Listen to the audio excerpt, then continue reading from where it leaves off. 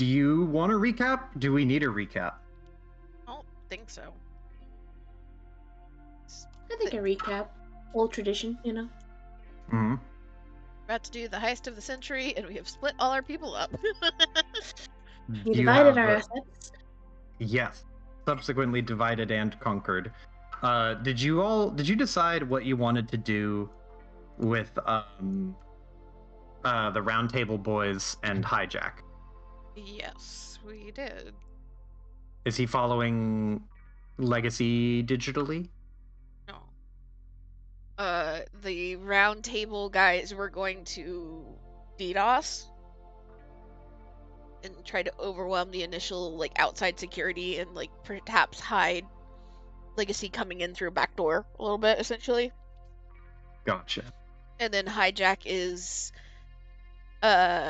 helping cause chaos outside and like essentially slow down authorities incoming and assist people scattering as they leave. Gotcha. Okay. So we will resume in the few hours, the day of Gigadeath, hours before it takes place. What's up? Wait, before we get started, can we just say that Kai already gave Lockhart Leo? Yeah. Incognito Leo 007. Yeah. 00 Leo, you know? And you all would have all of the gear that you are appropriately or had time to make. So there's Okay. Incognito Leo with Lockhart, and then Kaya, Lockhart, and Sprite have sunglasses that function like Laughing Girl. So you guys essentially walking through, if any security system spots you, your face will be hidden by essentially like a static cloud. It doesn't hide your body or anything, but on electronic format, as long as you have the glasses and they're in one piece, it should be safe. Yeah, relatively functional, relatively safe. Let me go here. Yeah, but you have the Leo remodel, you've got the laughing glasses, you have the beacon locator. No, you don't have that. That's on the list to happen after. But Lockhart, the thing you wanted, did you want to do that? How much like lead time would you have wanted for that? Probably would have given it like a week. A week? Yeah. I mean, we're 2 weeks behind, or before this session, we would have had 2 weeks of prep, right? True. I mean, a week and a half, I guess.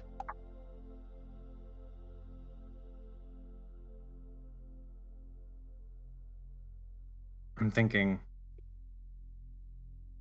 I mean,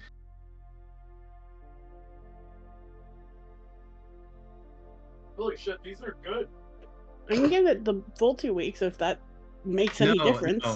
No. I had anticipated this happening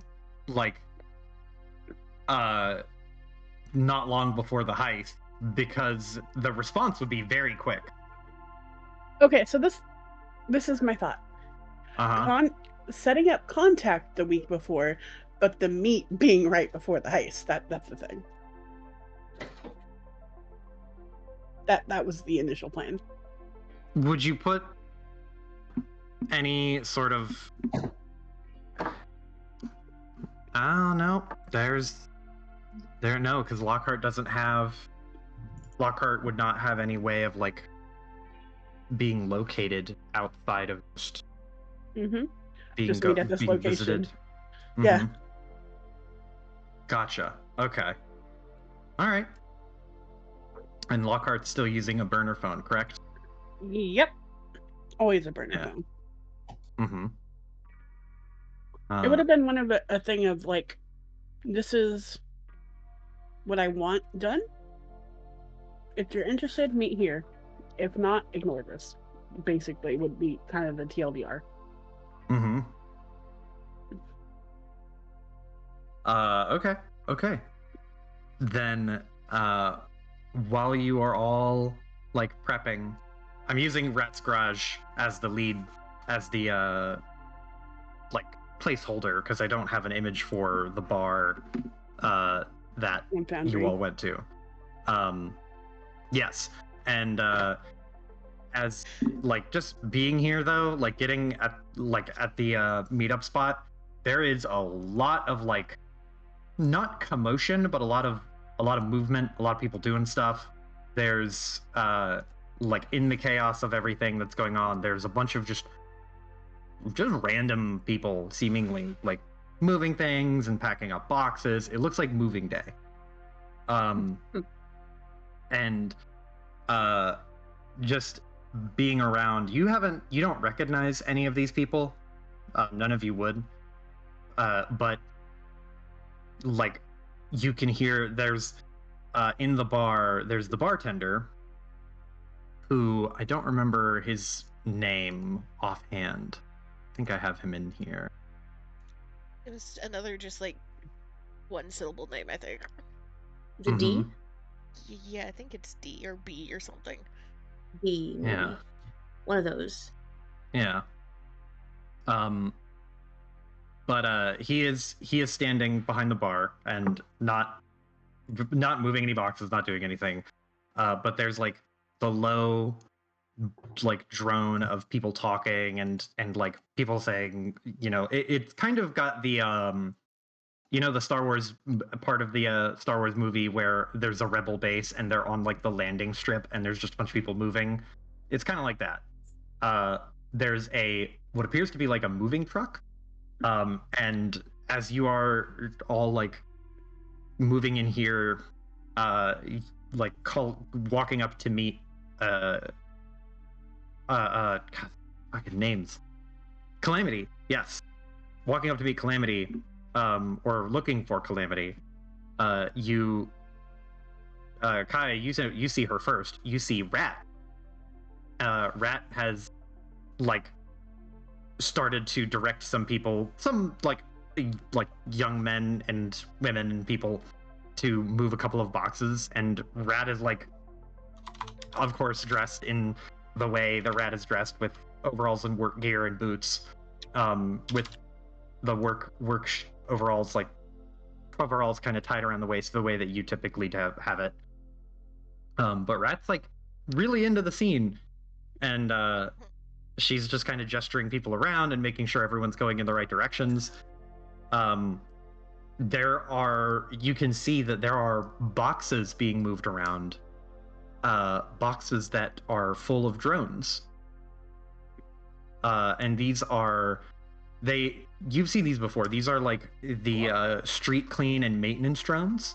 They're the type of drones that are used to like replace light bulbs or deliver mail or clean up random bits of garbage that are thrown onto the side of the road, that sort of thing. But they have just tons of them.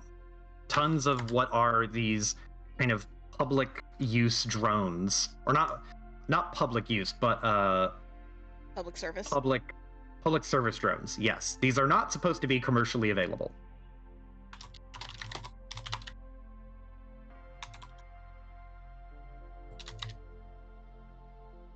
Okay. B. Yeah. That needs to be one of the people playing at the concert. Just saying. B? No, the image I shared. Oh, yes.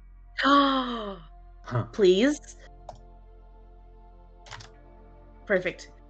Sorry, I wasn't really listening. I was looking back in the notes for the information. I'm very sorry. Rat is here. There's a whole bunch of here? Rat is Okay. here, looking like normal, directing a whole bunch of people to move around boxes filled with drones. Yeah. Okay. Okay. But just as you are all kind of moving around through the busy stuff, the busyness of it all, you have an opportunity to talk to Red if you want to, but Hell yeah. Calamity will come out of a crowd of people and see you all kind of mulling around and be like, hey, glad you made it. So we've got all sorts of goodies here for you. I suggest if you're gonna arm up, you do it now before showtime. And she gives she'll slap you on the arm, Lockhart, or give you the sort of punch in the arm playfully.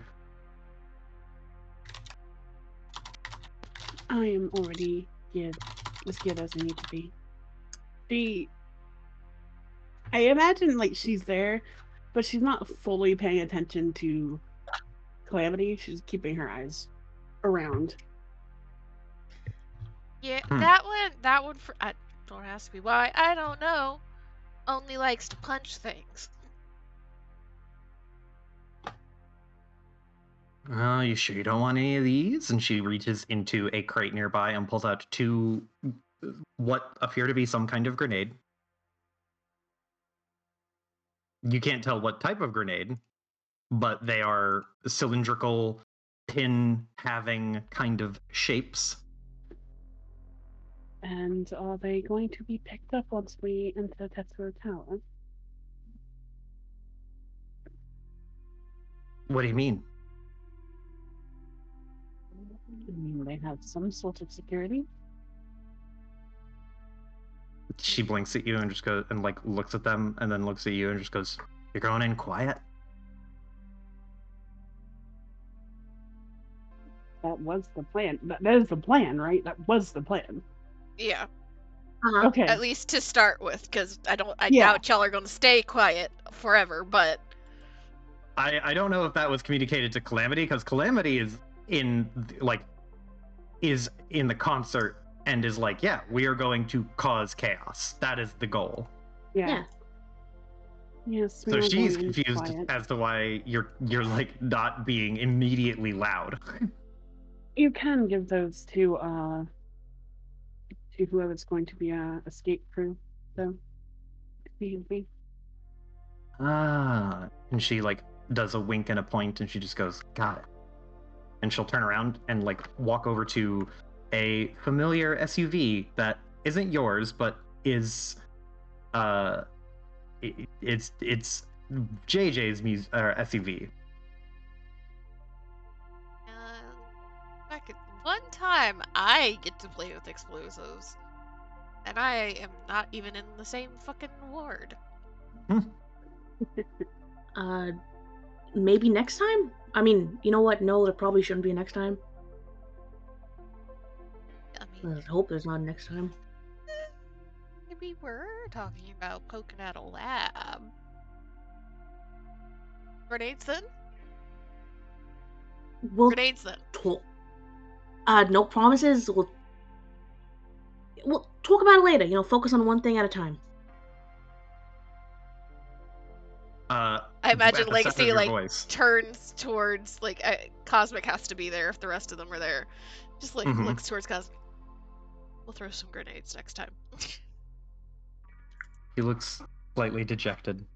Once again, there's going to be action, and he's not going to be able to be involved in the way that he anticipated being involved. It's a fucking bodyguard.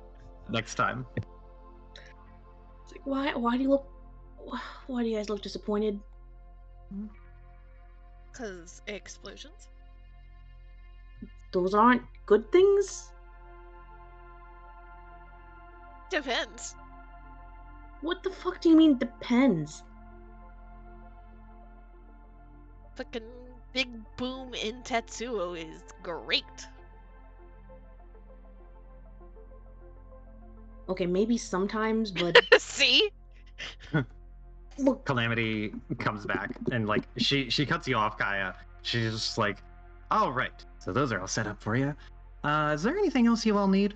Oh, you probably need... And she reaches into her back pocket and pulls out a fistful of just scrap pieces of cloth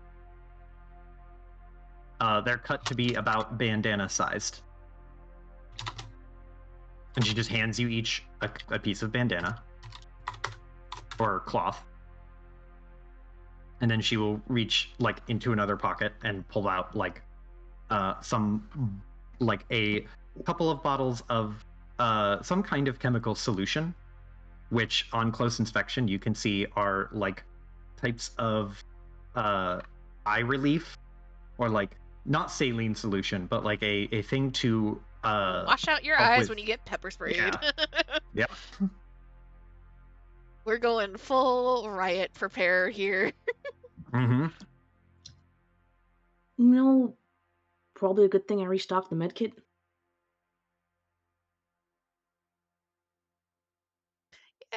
She Go ahead. Calamity just goes, I'll just make sure you keep something in your pockets. I don't know if you have time to bust out a whole kit worth of stuff. Would we have had enough time to get like an air bow or two? You can now. This is basically the gear up section you have. Excuse me while I So, grab two of those. You're If- really muffled, Iris. Yeah, your mic Excuse was me really while I clear. grab two of those. Yeah. Yes, you can go ahead and grab two of those, and I will say you can all have 200 credits worth of gear. Is Marcus here, or has Marcus already left for work? Marcus has already left for work. Legacy would depend on if Marcus thought it would be something that he'd even remotely be able to get into the building. Uh-huh. It's not a lot, but she does have the pepper spray somebody bought for her like a year and a half ago at this point. Give it to him. Yeah. If he Okay. thinks he could have, if he thinks it's something feasible for him to have like snuck in. Yes, that's an easy one for him to sneak in. Dude, all he's got to say is that he feels nervous walking to his car. They'll believe him. See, They'll make fun of him, but they will believe him. Yeah. you say that, but Mhm. technically pepper spray is very illegal in Georgia, despite the fact that I have it on Ah. my keychain. Yeah, well, Georgia sucks. Anyway. It's one of those, I'm like, sorry. yeah, nice. We no restrictions on fucking ARs, but it's very illegal to have pepper spray. Damn, God. bruh. Well- But Calamity hands you all like eye wash and cloth that you can use to wrap around either your mouth or face or both. She hooks a thumb over her shoulder and just goes, if you want swim goggles, I don't think they're gonna work, but they're over there. And she like hooks a thumb over her shoulder. I mean, I got like regular working goggles. She scratches her like the side of her chin and just kind of tilts her head. All right, and she just shrugs. And as you are like having this conversation with Calamity, you'll hear Rat from behind you, and Rat, you hear at first like the soft recognition, and you're just like, well, I'll be. Then you hear like Kaya, you feel a tap on your shoulder, and she's like, Rocket, is that you? Smile on Kaya's face as he turns to see Rat. It's been a hot minute. Sure has. What are you doing over here? I thought you had the big show today.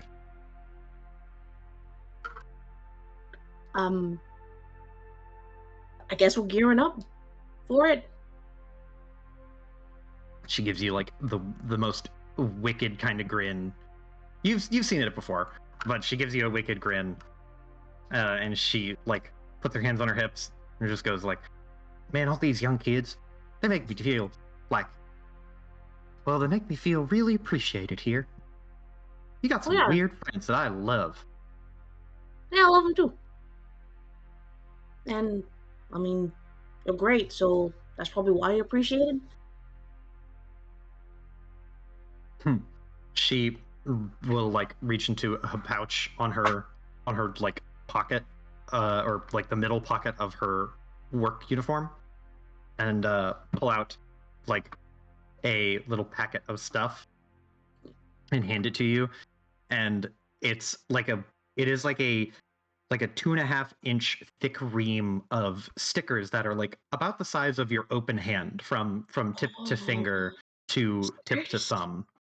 And they're stickers that have like it's just all like anti-fascist stickers. It's stickers of like a person, like a you know the recycle, like please recycle stickers. It's that, it says please recycle, but it's like pictures of the major corporations and pictures of like the emblem of the police force for the station, other things like that. And she's like, they printed off these, we're just slapping them anywhere. Though I do have a preference for slapping them over cameras. If you happen to be up that high. She like waves a hand above her head. Probably get Larry to do it. That would make my job way easier. Cool. Rat smiles at you, like I say, she just goes like, hacking's all really good and whatnot, but like, ain't nothing better and more efficient than good old physical whack or a sticker. In certain situations, I cannot disagree with you. And the less I have to focus on keeping y'all off of every wanted poster in, well, guess in the fucking solar system at this point, because they're just gonna slap it down on Earth too, probably. I'm already down there. She just waves a hand. At least in 1 or 2 states. Legacy just kind of like blinks and looks at Kaya. Why the fuck have you not let me talk to this woman already?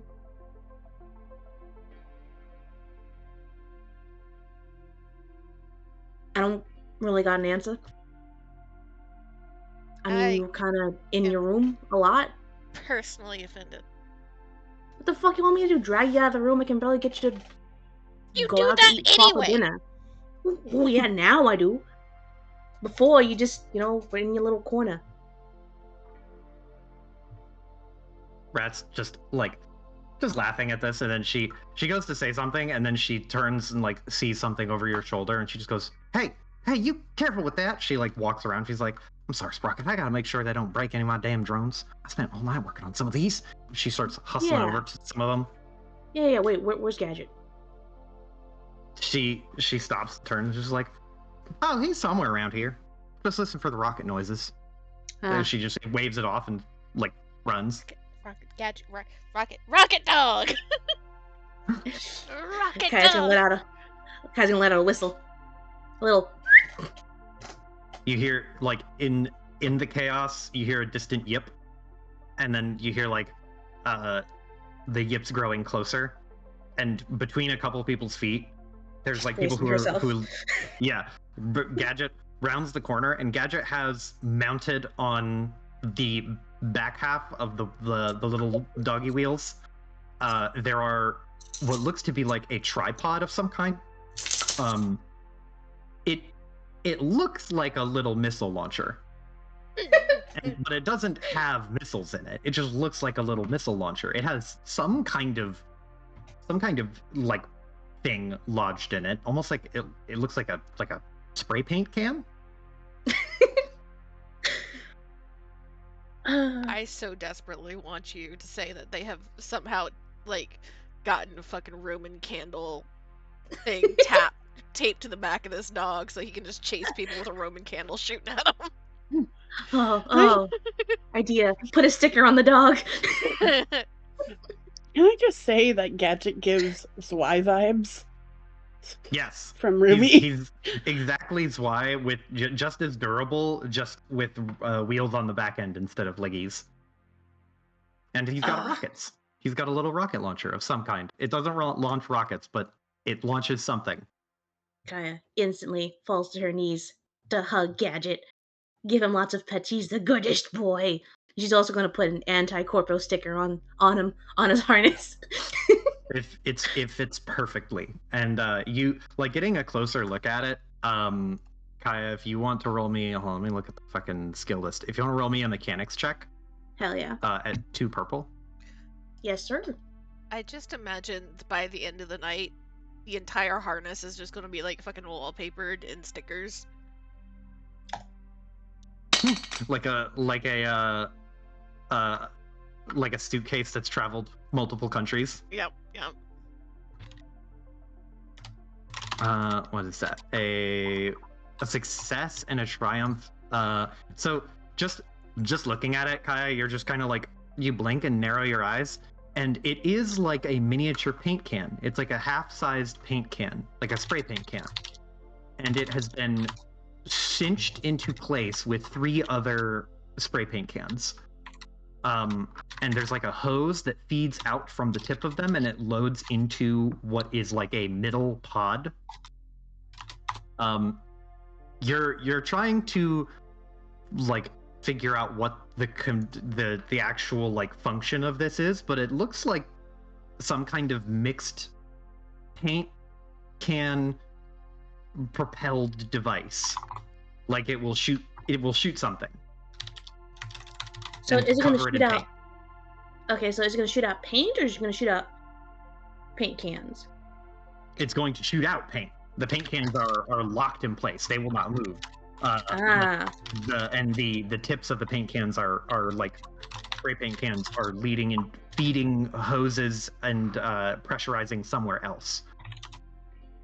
And once you kind of notice that, you can all see this, but there's like the top of someone's head who you recognize. You recognize that legacy. It is Sprite's head, and Sprite is like shoving through the crowd of people and pushes through and just goes, "Hey, what's up? Sorry I'm late. I got you a present." And they spin around a duffel bag, and it is like this lumpy, long, almost golf bag sized duffel bag, or golf bag length duffel bag. And they set it on the ground and unzip it long ways. And inside it are these ramshackle looking guns, quote unquote. They look exactly like the little rocket launcher on Gadget's back, except they have 4 paint cans instead of 3. And they make like an X shape. If I were to sketch out just like a vague shape, it's like you have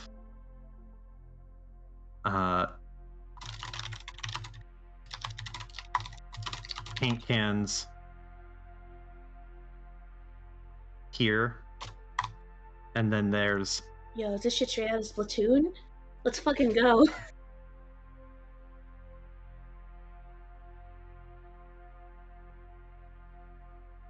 it's like, it looks almost like a rifle-sized rocket launcher, but it has spray cans that are like weirdly positioned near the front end of the nozzle, and these feeding hoses that lead to a rear portion. It's like a paint into a narrower. It's like, looking at it, you can kind of glean that it's going to shoot something, and it's going to cover it or coat it in paint so it splats. So less of a super soaker and more of like the more of like a paint wad shooter. Ooh. Like a glob of paint. But Sprite opens up a duffel bag and has a bunch of them. Well, a bunch of them. Has 4 of them.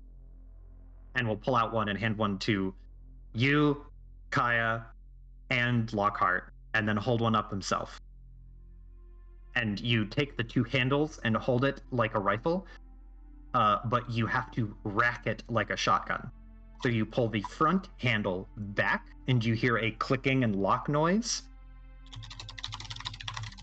And you see Sprite do this, and Sprite's like, "Cool." So you hold it like this. You pull the front trigger and pull it back, and they pull it, and you hear it pull, and it's like winding a spring, and then you hear a click, and then they let go, and they're like, and they hold it up and look down the sight and shoot, and it shoots like a high-speed bluey globule of whatever paint the spray paint is contained in.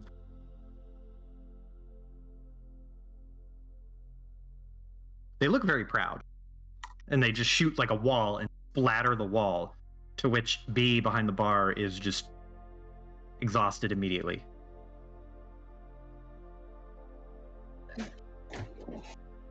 Kaya is looking at it in her hands, looks very impressed, lets out a little whistle. Like,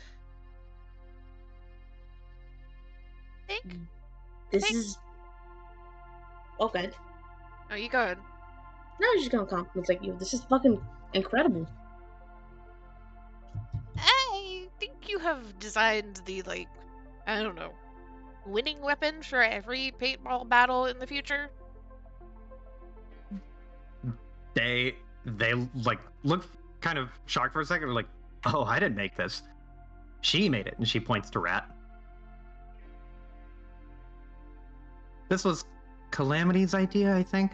I can't remember. It was something that they were just going off on, and I just wanted to enable it. And then Rat did enable it. Yeah, sounds like a. And she gave one to you, and like Sprite gets on their knee and will give Gadget a bunch of like really, really intense face pets. And do you hear the Gadget like dog noise? Happiness noise. That's Sprite will fine. stand back up and just be like, "Yeah, you're all welcome to take one." They can't really be reloaded, but you can shoot it a bunch before it runs out. Huh. Guy's gonna feel it in her hands, kind of lift it up and down. And probably when it's empty, probably just use it, just whack someone with it. Exactly. And they flip it over, and you now notice that the butt end of it is on all of them. It has been taped with like a really coarse kind of a back-ended tape, like almost like boxers tape, like knuckle tape. Mm-hmm. And the way that they're holding it is like a bat, and it looks like it doubles as both a rifle stock and also a handle. Huh.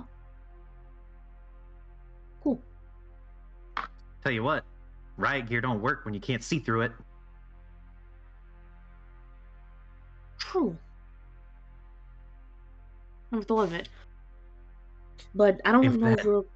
Oh? If the three of you have an opportunity to shoot somebody in the face with paint, and all three of you don't take that opportunity, I swear I'm going to find a way to send you into the void. I don't get to do that. But we're kind of supposed to, go under the radar, at least That's at first. why I said, if you have the opportunity and don't use it. Well, yeah, but how the fuck are we supposed to, carry these in? The fucking... You're acting like it's not going to be a hot mess in the square when you arrive. Well, yeah, but getting into the building is going to be tricky with, this shit on us. Shoot I'll people in the stash face some on the near way the in. dumpster. Okay, that'll work. If you use them, you use them. And Cosmic holds out his hands, and Sprite will hand him one, and he just holds it. It's a lot heavier and a lot bigger in his hands than you would think. And he just kind of looks at it and just goes, "Can I keep it?" "Yes, you can keep that one." "Thanks." Hey, if Bengetti becomes too annoying during all of this, you can just shoot him with it. Cosmic looks at you. Like a side glare from Lockhart. You can't. No, you don't get to give me attitude. I know you well enough to know that he annoys you too. Shooting him with a paintball is a perfectly non-lethal solution. You can take a blast from this thing without falling over? I don't think you could. He can barely handle lifting a frickin' sack of flour. I don't think he could. Shoot him in the ass then.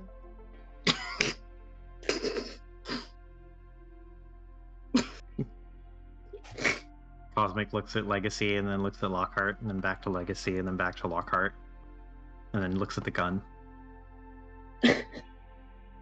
Last not resort. shooting allies.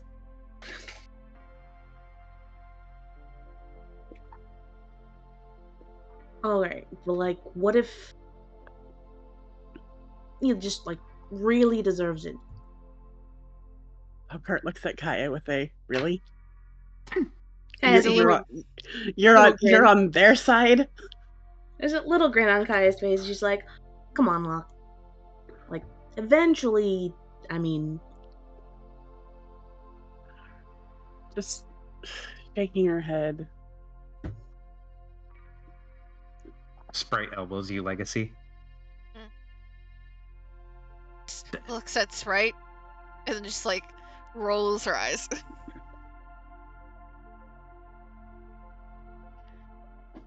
Then shoves glasses onto Sprite's face.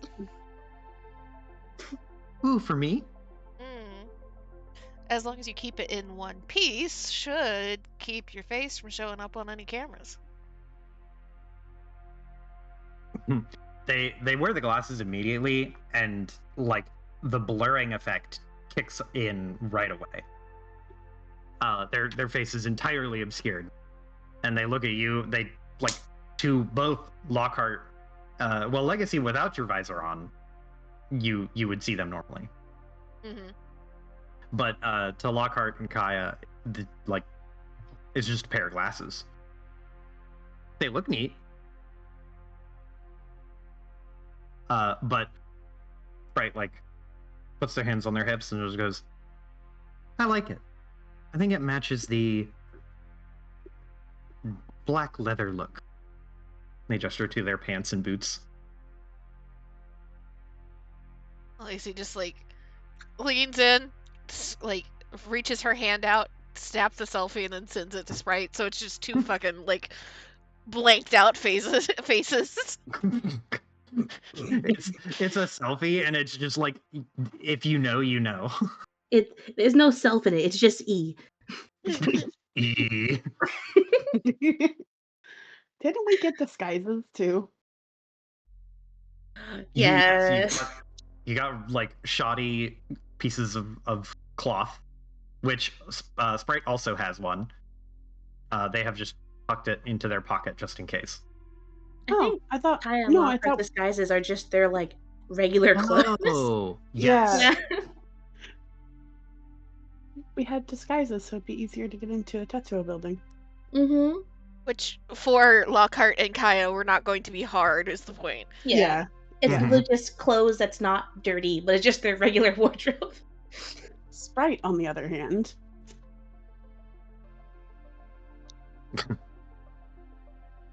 So I will let you. You don't have to do this right now. You can think about it. I will let you spend a story point to give Sprite an adequate, appropriate disguise if you want to do so, and you can have pre-planned and been we actually did get one for you, and it fits perfectly. I'm down. Sure. Z? Yeah. Not spending a story point on that, but I guess so. Could you just wait, because there are other story point offers that I have that I will introduce in a moment here. Because can we hold off on this one then? Yes, that's what I was saying. Okay. You don't have to decide right now. Okay. But as you guys are talking and covering the plan, Calamity comes back and it says, okay, so here's the plan. And she pulls out a radio scanner, like a police radio scanner, and then flips on the TV, and there is a broadcast going, a news broadcast. And this isn't like surprising in any way, but this radio broadcast that's happening is talking about how in the ward it is like a police chief, the police chief for the city, and he is basically outright stating like, there is no concert, there will not be any concerts, anyone who is trespassing in on the ward in Voyager, who is not like part of the working part of the actual like workforce there, will either be detained or arrested. Like they're not taking any chances, because the publicity for Gigadeath has grown to such a point now that and it is the day of, and so now the police are having to address it. The news report details like there have been panhandlers who have been arrested already, or at least detained. But they are cracking down super hard. Also, like this police chief details out like that they're getting help from Tetsuo, because Tetsuo is a security company, so they are requisitioning additional help from them. And you can see that there are fire ants who are patrolling the city streets now as well.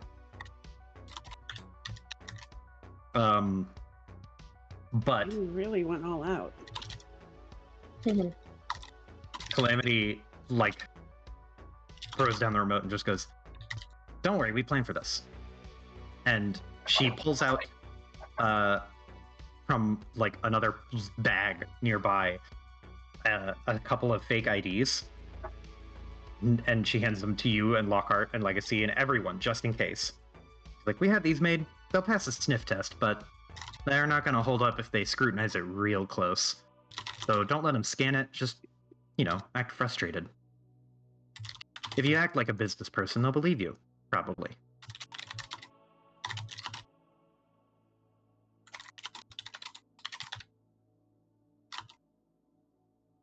But this will get you safely into a business section. We got them for all the guys here.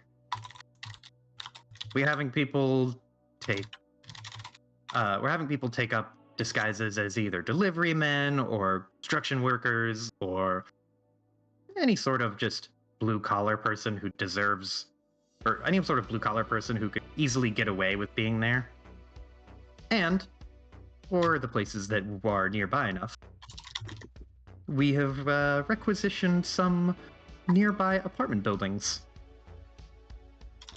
And she will pull out like her phone and flip it around to a map of Voyager Ward and point to where the business park is. And like she traces her finger to the outside edge of where the business park ends, like a few blocks away.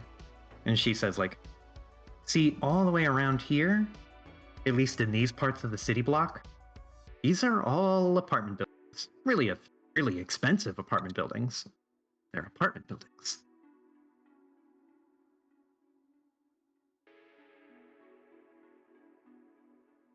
So we have a couple of people who we may have reached through the grapevine, thanks to that one guy. And she elbows you, Kaya.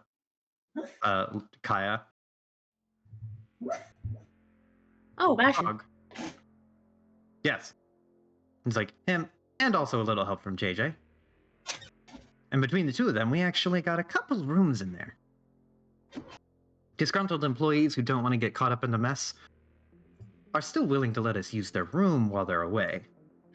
Especially if we give them a little bit of an incentive.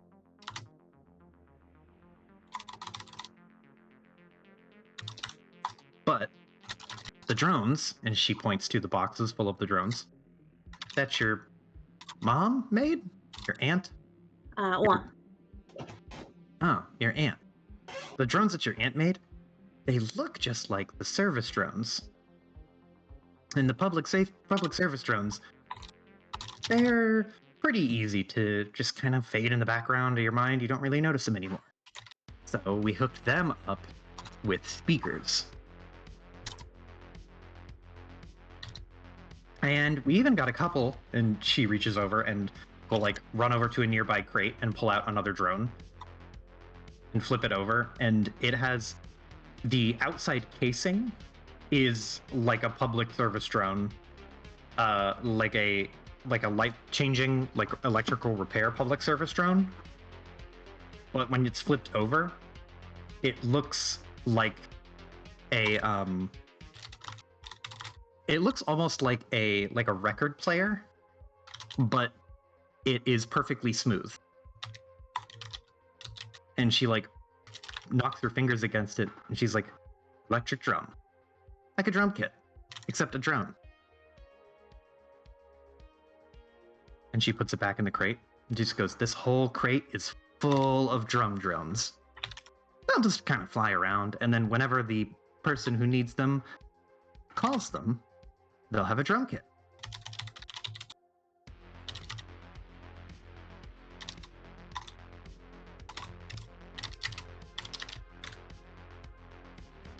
Huh. But we gotta get one person to perform first, and that is gonna be Matthias. He's the most mundane looking guy. I think he's standing over there, and she points. And there is a person standing off, like a nondescript looking man with khakis and a business shirt and a brown jacket. And he is awkwardly kind of fumbling his fingers. He has an acoustic guitar near him.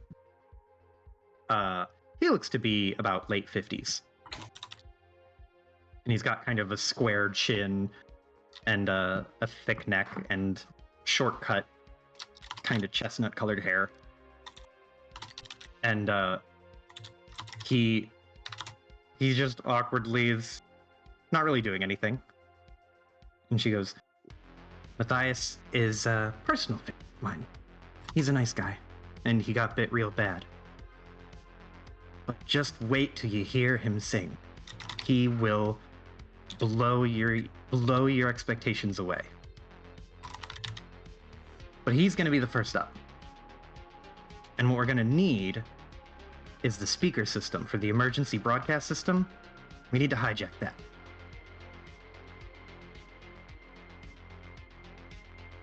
We already planned for that, right? Mm-hmm. I believe you did. I think that would be something that falls under the purview of what's his face? Longbeard, right? Mm-hmm. Yeah, like so he just kind of like smiles. Oh, as long as you stick to your schedule, you'll have it right on the dot of time. She grins and smiles. Or she grins and gives you a thumbs up and is just like, we've got the speakers, we've got standby drum kits, a couple of people with guitars and other kind of music electronic equipment. We got our defensive gear. Any sort of emergency lights or stuff like that for the light show, that would be good. Oh, and here, she will hand you each like a it looks like a cell phone, kind of. It looks like an old school Nokia, but it's a little bit thinner and smaller.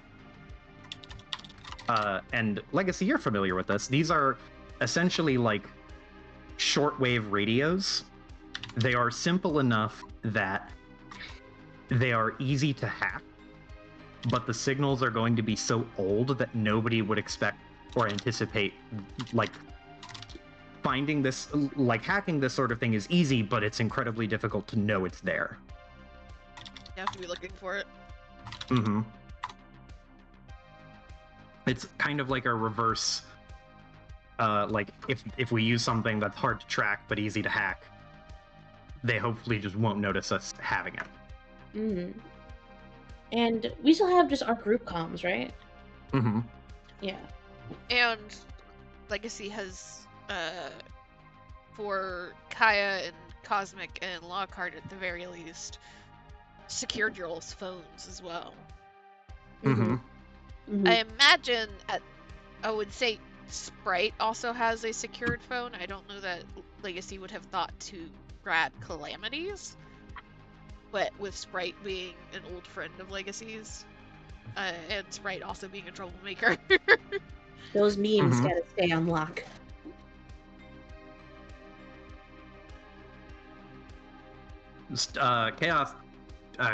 Calamity.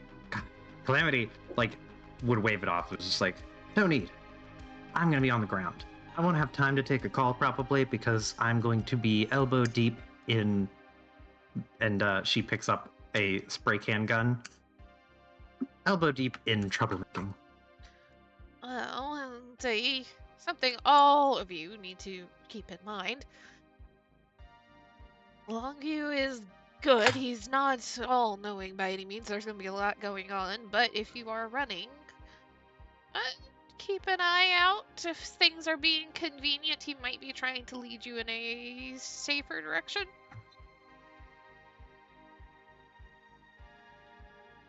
She nods and just goes and gives you another thumbs up and it's like, Roger.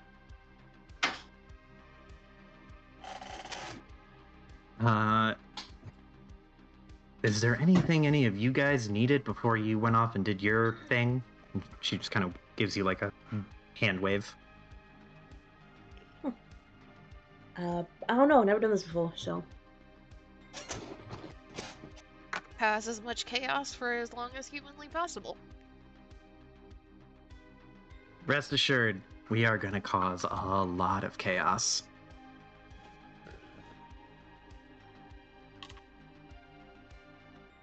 So, two things I will say. If you want to spend story points on it, you can.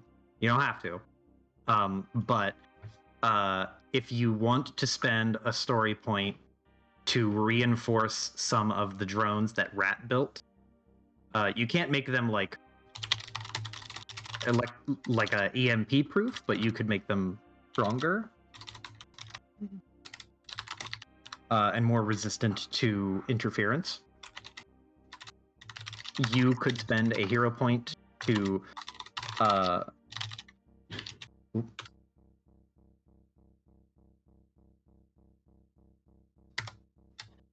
Hello? You? He muted himself, so there's probably yes, sorry. something attention needed.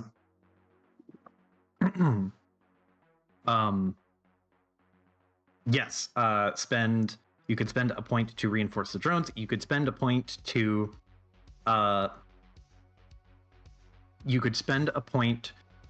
mobilize the full dive. Mobilize? So that shit on wheels? Is that what you mean? You could there is an opportunity because they have a truck. You could load it into a truck and mobilize it. That way you're not situated in one spot.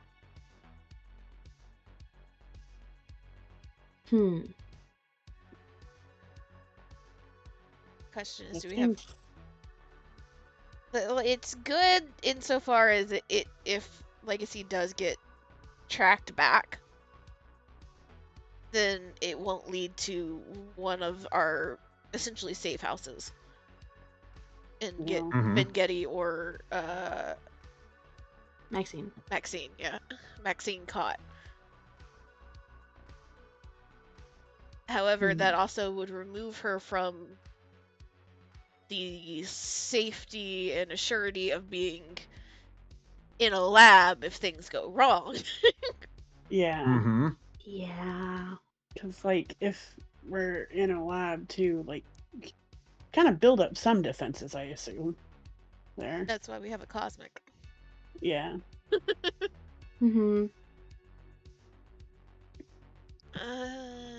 On the other hand, if shit does go down in the truck, we can see Maxine turn into the Spider-Verse Doc Ock.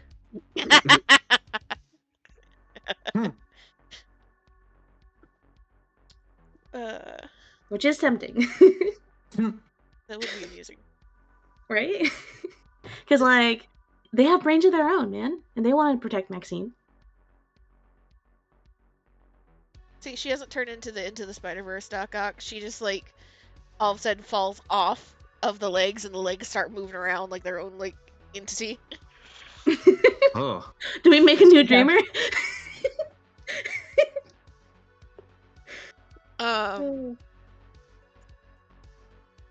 Does Cosmic know how to drive? We're not putting Ben Getty behind the wheel. I assume so. Cosmic does know how to drive. He's not, like, a great driver, but he knows how to drive.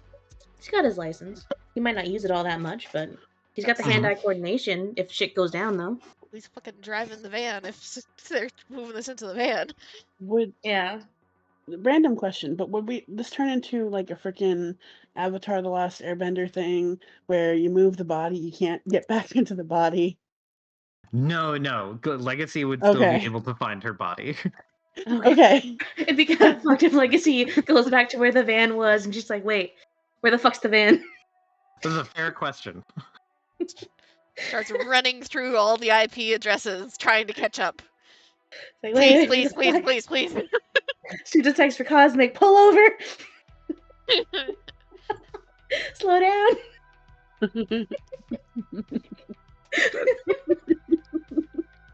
I don't know. I don't move as fast as I'm supposed to in here. I don't know why.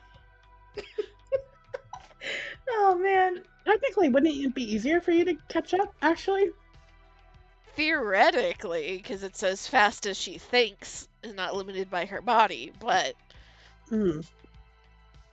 that is also very dependent on her figuring shit out fast enough in a completely uncharted territory. Very true. Paying off of people's cell phones. But as, like, we're getting climbing sidetracked. stones. Yes, we are getting sidetracked. We're getting very sidetracked. Sorry, Joe, but this idea was never brought up before. We've never thought about this. Yeah. So you're going through with it? So we have 3 options here, which we only have 3 points. We have 4 points, actually. Well, one of those aren't ours. Can we spend your point? No, I mean, I can yoink a point, so technically we have 4. But it's the outfit for Sprite, right? Mobilizing the unit and reinforcing the drones. Out of those 3, I don't think the outfit for Sprite is going to be particularly useful. I think the other 2 might be more useful than a disguise for Sprite. Yeah. So I would vote to just go ahead and eliminate that one from consideration. Disagreements from either of you? I'm just worried about, like, having to get into the building because neither Kaya nor Lockhart are social interaction people. But Sprite is. Yeah, Sprite is. Yeah, that's the only worry there. Sprite doesn't look the part, it'd be a lot easier for them to get detained. Well, yes, like, I don't know, because this would be, I guess, something we would have had to figure out, Joe. Because I know, like, when, like, Legacy went into the building, she stood out really hard. Because she was not in the suit and tie. But I would have to think that this is a big tech corporation. So there has to be some eccentric-ass people that walk in with some really weird-ass clothing from time to time. Occasionally, yeah. Because this is also cyberpunk universe, so weird-ass clothing is not as rare as you might think, either. Correct. It definitely... Sprite could go without a uniform, but it, like, or any sort of formal attire or whatever, it's just a matter of how well you can sell it while being in whatever you have on.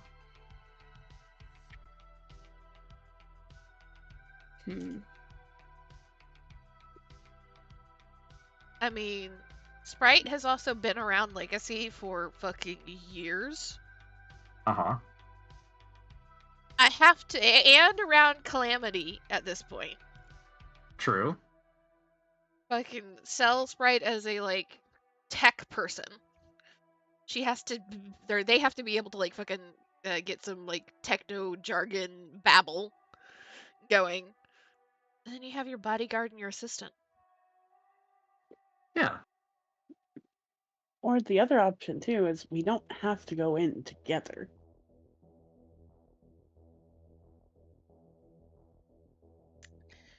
You know, doing the whole freaking spy movie team thing. They all enter, they're with different groups or, dressed up differently. Mm-hmm. But they're all going to the same place. I would say that you guys would still have to enter within relative sight of each other. Simply because the only person that knows the layout and has been inside before is Lockhart. You guys are going down into the basement labs. Yeah, Lockhart may have been able to draw out what she remembers, but that doesn't mean that they're going to be the same. Yeah. We also do have schematics and stuff. So I didn't think we got anything from the basement, though. Not much, but we do have, a general idea of the layout, so it's not pure blindness.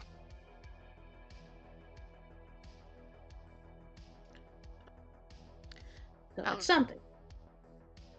Going back to the story points, I still vote just, going through voting so that we don't spend all night just arguing this shit in the hypotheticals. Because we will do that. Amy, yes or no to spending a story point on Sprite stuff? As much as I want it, I think the others would be better, so I'm going to say no. And I'm going to go ahead and throw my vote out because that puts it 2 already of no for Sprite. Mm-hmm. So, I'm sorry, Iris, but if you had a yes vote, you've already been outvoted on that. Oh well. Yeah, because I really think that making the drones last longer would be better, because it'll just make the chaos last longer and give us more cover. I think that's the one that I have a hard yes to as well. It sounds like you do too, Iris. Yep. So I think we can go ahead and spend a point on that one, because all 3 of us agree on that, without any need to argue in hypothetical. Spend a point on the drones. The drones? Okay. Good. And then there's the full dive. I don't know on that personally. Yeah. Yeah, I understand the benefits of it. I think it's cool, but it's also a matter of it is such a new idea that I don't know how to wrap my mind around everything, so I am not 100% down for it right now. And on top of that, too, they're 2 wards over. It'd be a lot.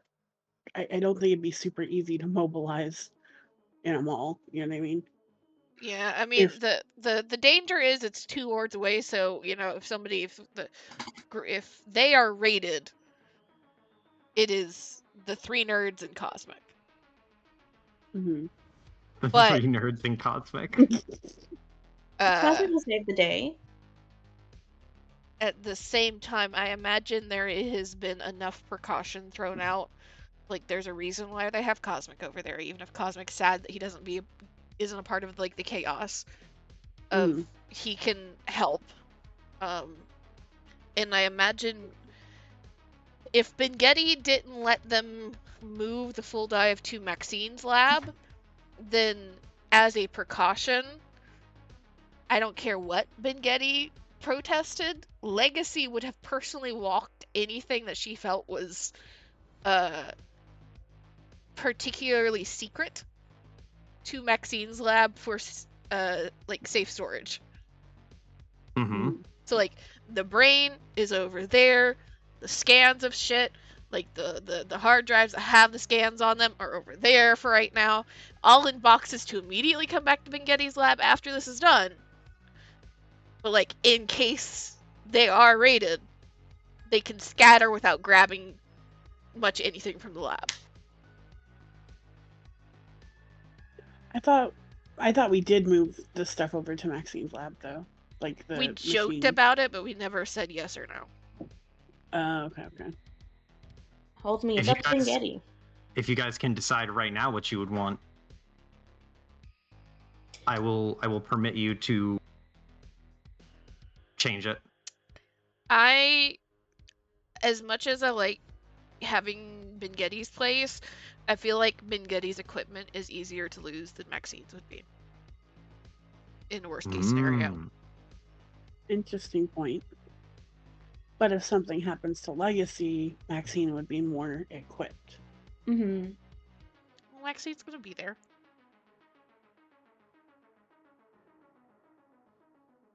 Fair. Okay, I'm cool with that then. Yeah, I mean, Maxine will come to Bengetti's lab and I imagine have whatever she thinks she might need to carry. But I just think that because of the type of weird shit that we are moving into, Maxine's equipment is the easier. Or is the more important thing to maintain. Where Bengetti's, because it is engineering and techie, we have enough engineering and techie people that we can find or make a replacement if push comes to shove.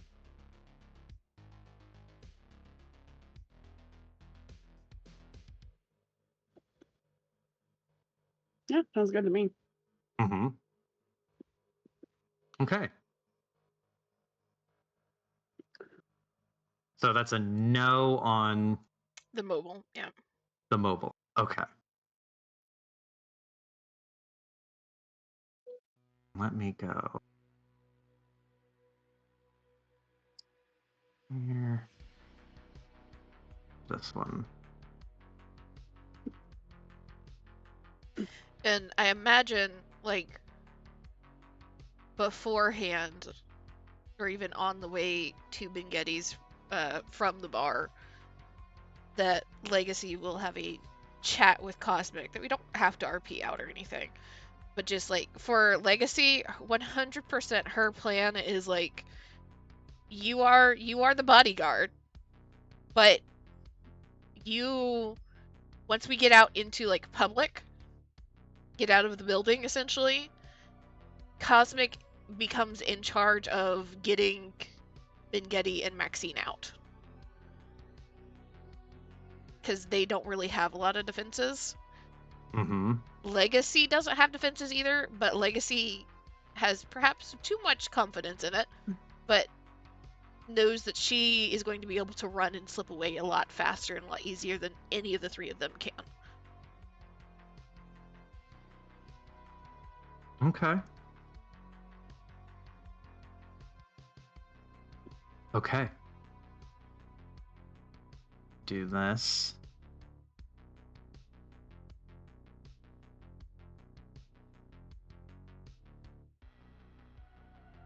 Here. Put a lot of faith and trust in this emo monotone boy. Should be doing some good shit if he has to. He's going to do his damnedest. Well, we can have them go in together. I think the play would be Sprite is the, software person. Kai is working on the physical stuff, and Lockhart is obviously the muscle that's working for Sprite. I think that's the story. Because, yes, it's going to be, it's hard to get into the building, but I also think that if you guys get in and don't, really start messing with the security to get further into the building, because all big corporate places, they kind of have the lobby, and then, halfway through the lobby is when you start dealing with security. Get into the building, don't start fucking with the security until after shit has popped off outside. They're distracted.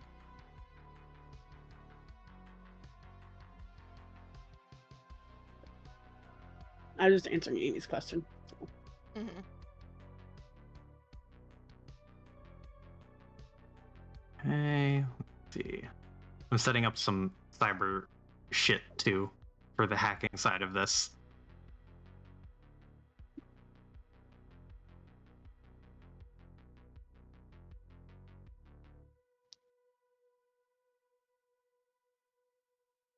Thank you for answering my question. Insert Anya guess. Yeah, I'm 100% gonna be honest here, Joe. I'm not concerned about the hacking. How I imagined the shit going, especially because you said that we were starting at the bar rather than immediately into the chaos. That this session was going to be primarily the chaos starting and them getting into the building. Yes. And hacking was not going to happen until like next session at the earliest. It's possible. But if you are all ready, we can move to the actual start of some of the chaos. Yes. Let's go. In a year. Yeah, death. I want to search Giga Death and see when it first came up. Right after the highway shit. It's when we the second session that Cody's character with Cassidy was in. It's literally been like just under a year, I believe. Hell yeah. Okay. Bless you. Thank you. So, you all make your way to your respective huddle, or huddle in your respective circle and make your way to your appropriate destinations. Here you go. The very passive-aggressive, very aggressive comment from Legacy before she disappears with Cosmic of like, you two fucking die. I will find a way to resurrect you somehow and kill you again. Oh. Well. Let's try that shit. You know what Kaya's gonna do? Kaya's gonna pull her in for a hug. Legacy does not fight a hug. But if Kaya tries to hug for too long, she will get a poke directly in the belly button.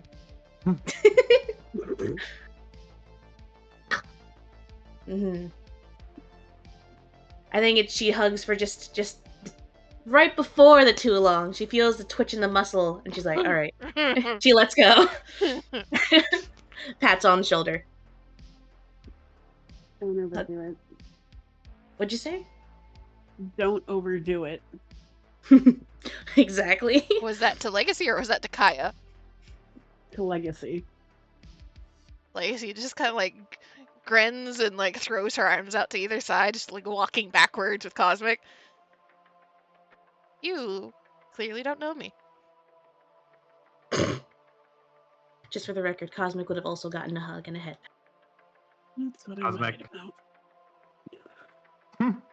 Cosmic will. You like. You hug Cosmic and you hug him and he's like a ragdoll. He like completely relents to the hug. He does not resist in any way. He just is awkward while you hug him. But he will pat you on the head too.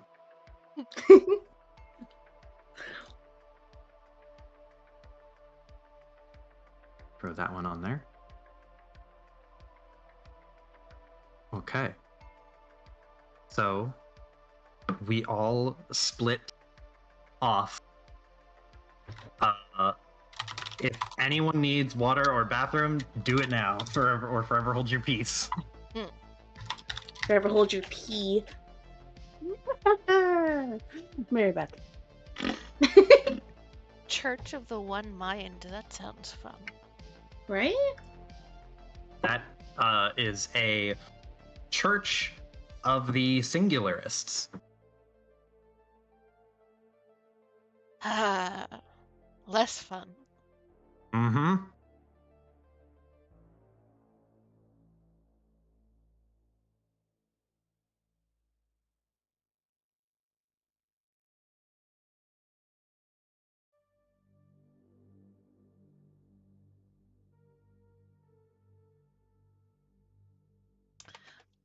As we are letting Iris get water in bathroom break, are you still here, Joe? Or did you run off as well? You ran off as well, okay.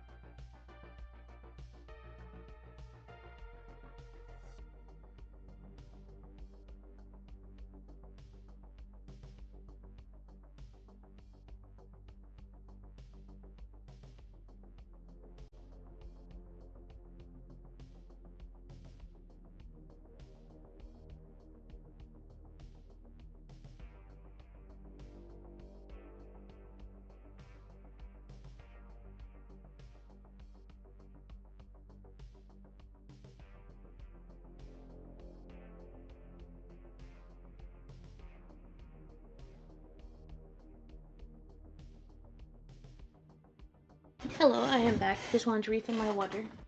No.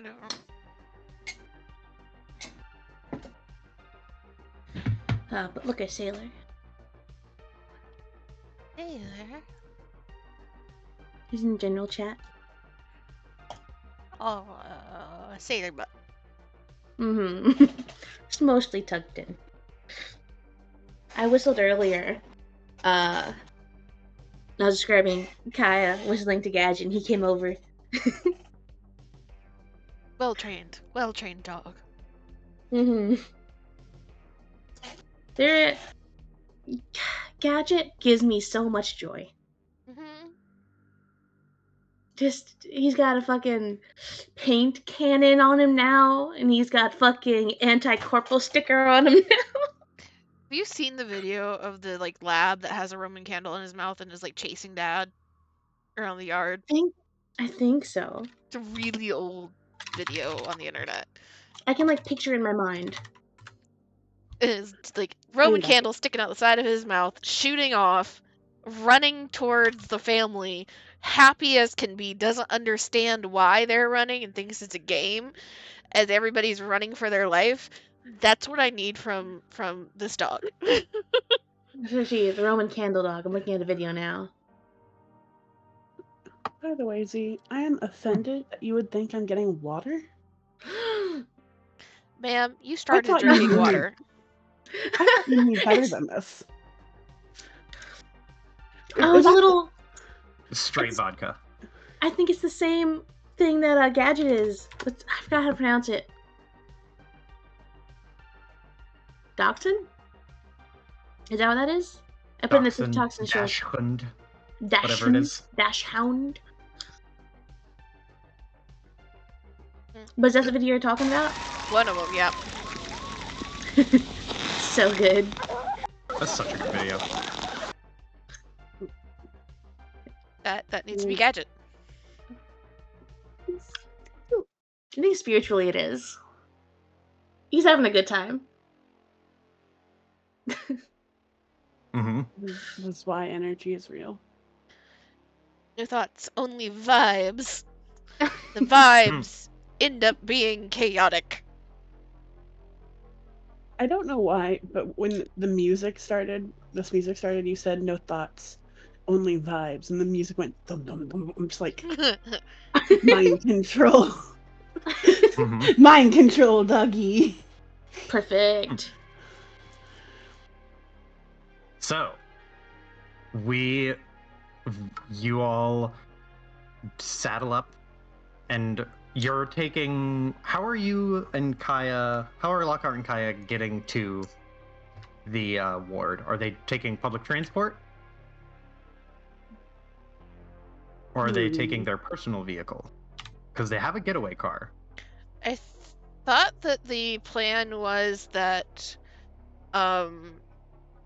either JJ had his car there, or he was taking Lockhart's car to like be there with Veluska as one option for like getaway, and like on the other side of the plaza somewhere, the two of them were gonna have their bikes, so that they have like two options for like fast getaway depending on which way is easier for them to get to.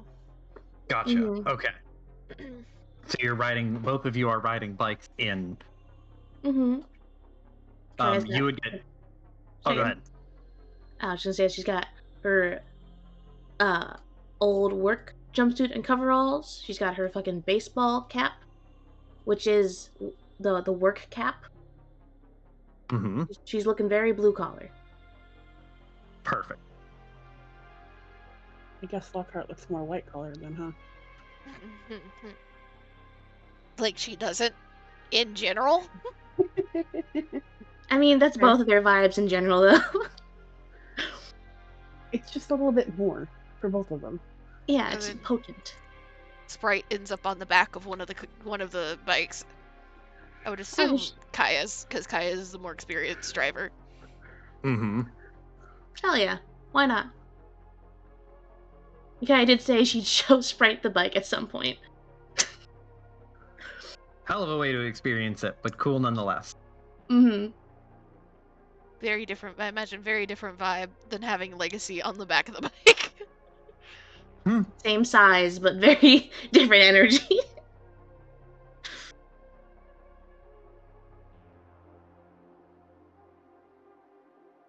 So, you all travel over the highways, and like, it's early morning, but not super early. Like around maybe like 10 or 11, after you travel to the bar, and then situate up, get everything you need, eat, and prepare emotionally for what you are about to embark on.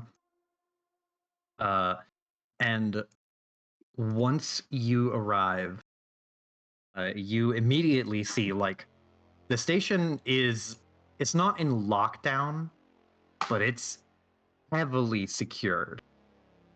Like,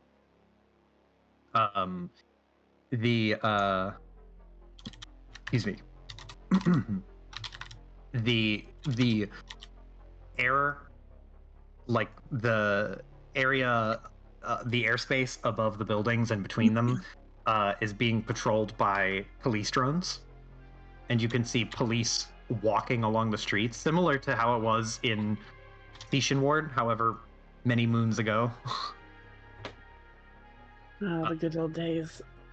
When you were innocent and had nothing to fear.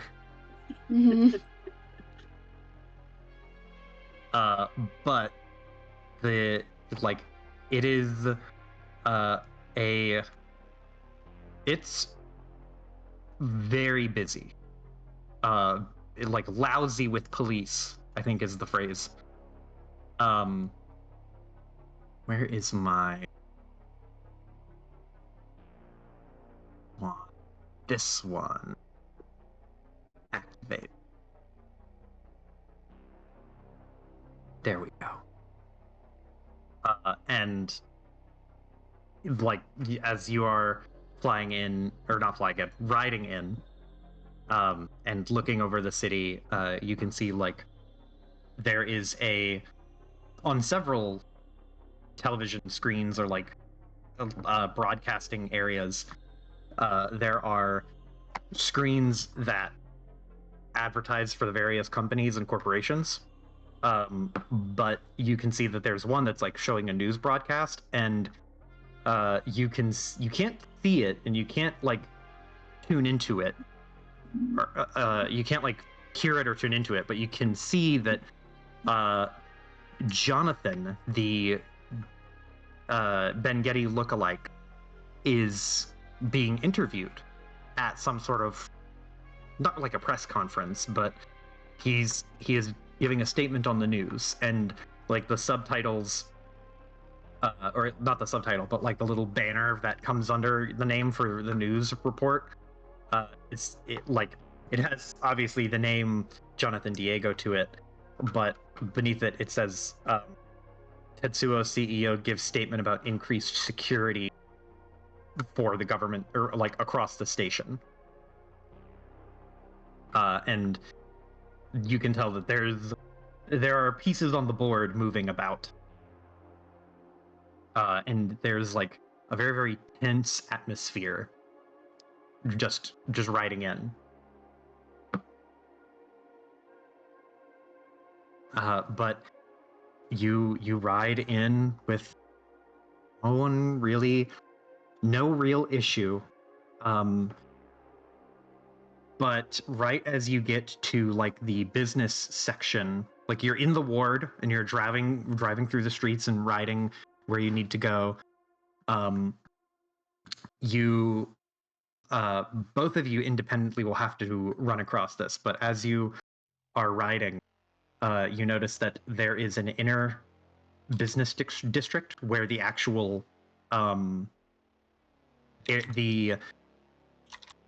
actual business park is located, and it's about like a 5 to 6 block square area, and there are police stops, like checkpoints, that are impromptu set up by the police, and there are fire ants and police stationed there, and the police are wearing like heavy SWAT gear, like they are armored, and they have guns out, and they'll check your IDs. But if you hand them your my question to each of you is, are you going to hand them your real ID or your fake IDs that you were given?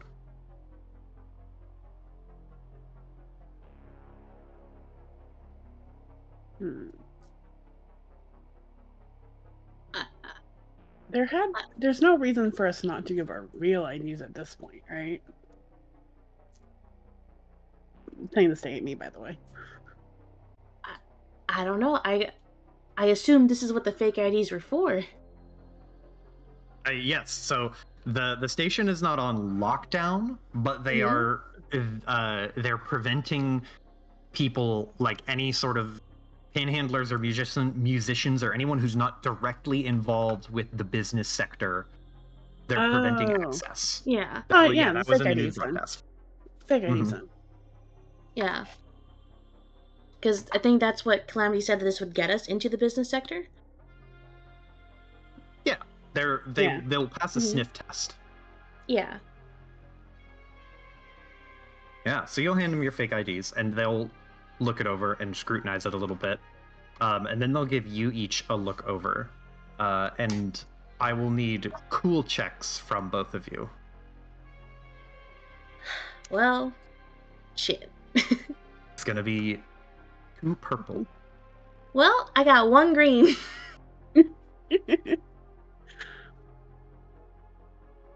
Unfortunately.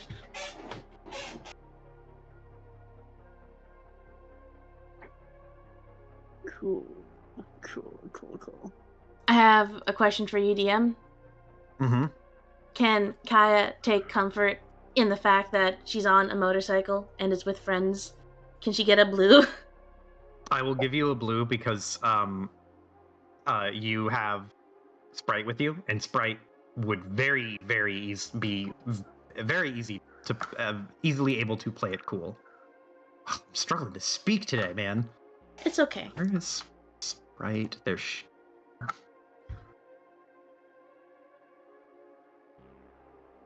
Yeah, unfortunately, Kaya's built for one thing and one thing alone.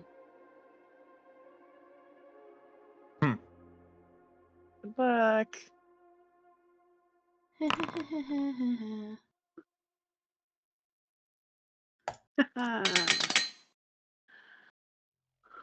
Let's go! 1 success is all we fucking need. So Lockhart, you hand them your you hand them your fake ID, and they'll look it over. And there are in this checkpoint, there are 4 guards.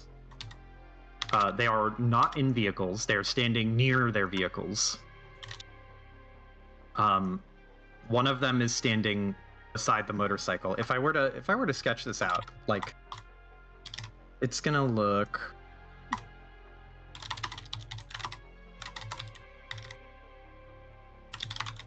So what did Lockhart get? Damn it! 1 failure and 1 threat. Mm-hmm. Oh no. So, just so that you are aware, Joe. My sheet has deleted all of my talents and abilities. Same. What I thought it was the just fuck? me. Can you guys try closing the sheet and Why? reopening the sheet? Because I know sometimes they don't pop up.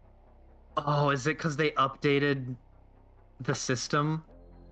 Oh, It has okay, now they're signature here. abilities. Yeah, just They're here. close it out, reopen it. Oh, okay, there it is. Mm-hmm. I was about to say, like, What the fuck? if it doesn't again, if it keeps being a problem, or it doesn't come back at some point, I have all of my shit written down. It'll just take me a minute to go to my Google Doc stuff to refer to. That's why I built Kaya in RPG sessions, so I have it Same. there. Mm-hmm. Very good backup. Good to have a backup. But yes, there's the few of them who are kind of like positioned around like that. One who walks up to the side and will like request your ID. You hand them your ID, and the guy grabs it and he takes it. All of their voices are heavily modulated to the point where you can't hear, like, it might as well be like an AI voice. There's no emotion in it. It just sounds like entirely synthetic or robotic. He takes your ID, turns it over, and then takes a step back, and he is going to start to try and scan it. Oh no.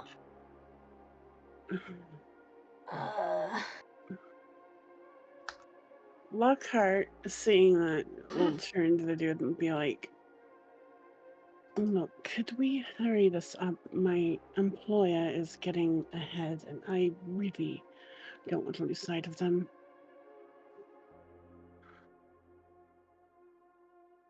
I just want to get this job over with. He stops and looks up from the scan, and he, like, you can only tell that he's looking at you by virtue of the helmet pointed in your direction, and you can hear over from the helmet, it's like, "Who is your employer?" The person on the back of the other motorcycle that is speeding off ahead without me. I just want to get home. I wasn't even supposed to be working today. Just trying to seem like a really disgruntled, exhausted hire, like, you know. Like, I wasn't even supposed to be here, but it's just because of this fucking Gigadeath shit. Yeah. Like, exactly that. It's like, I wasn't even supposed to be working today, but no, needed security.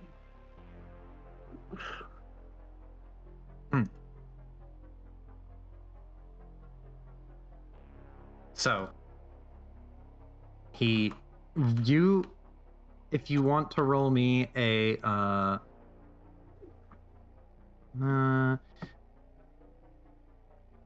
deception, but I will give you I will give you a blue by virtue of the fact that Lockhart has actually worked in this sector before. Okay. Unless you think you should roll, unless you have a compelling case for a different skill you should roll or could roll.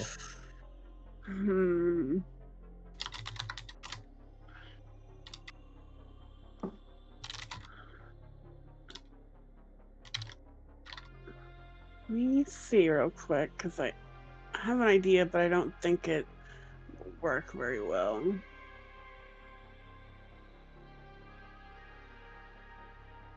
Yeah, no.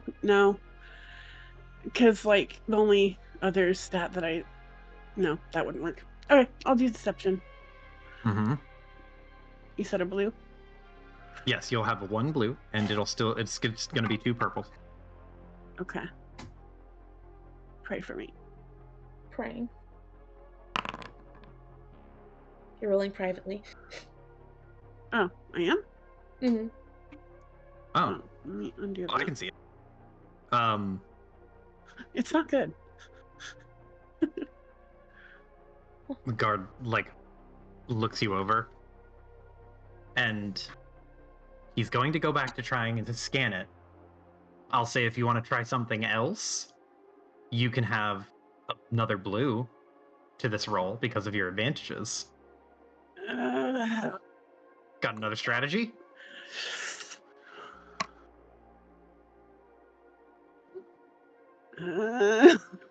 Could Leo? I don't know. Could Yeah, shock the scanner? Can the scanner just die? I don't know. What do you want? What do you want Leo to try? I don't know, I'm just trying to help because I'm like, man, we can't go without Lockhart. We need Lockhart. Could Leo? There are vehicles nearby, right? Mm-hmm. There are. Could ooh, Leo's a little spider thing, right? Or something akin. Something small, incognito. Like the scanner, how is it connected to this guy? It's a handheld. It's a handheld thing. Is there like a station or something that maybe Leo could like press a button to make a sound go off, or hit like cut a car wire or something? Sure. Something Yeah. Leo. You want Leo to basically make a very loud and conspicuous noise. Yes, basically. Yeah. That's easy enough to do. There's like a nearby like public alert system. It's basically like a pylon that comes up out of the ground and has a siren attached to it that's meant to act as like if you need emergency assistance, it will allow you to call the police to your system or to your station. Mm-hmm. And you can very carefully reach back and palm Leo out of your backpack or bag and sent him on the ground, and he will tiptoe spidery towards the pylon in the ground and try to set it off. So for Leo,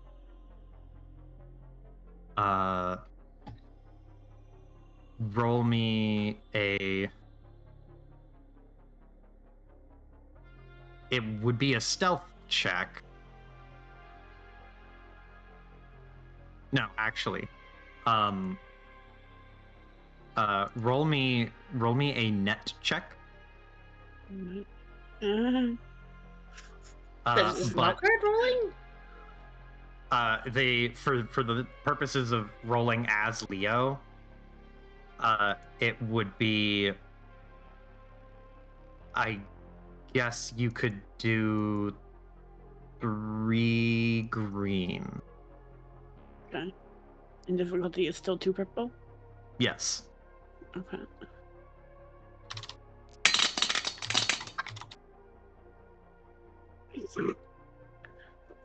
Oh wait, do I add the blues to that? Or is that you do for add a my... blue to this. You do add a blue to this. So re-roll it with a blue. Okay. Or you can just roll a single blue. Just saying. So many advantages. I will say with 6 advantages, you can succeed because you have literally so many advantages. I will consider that a success on its own. So,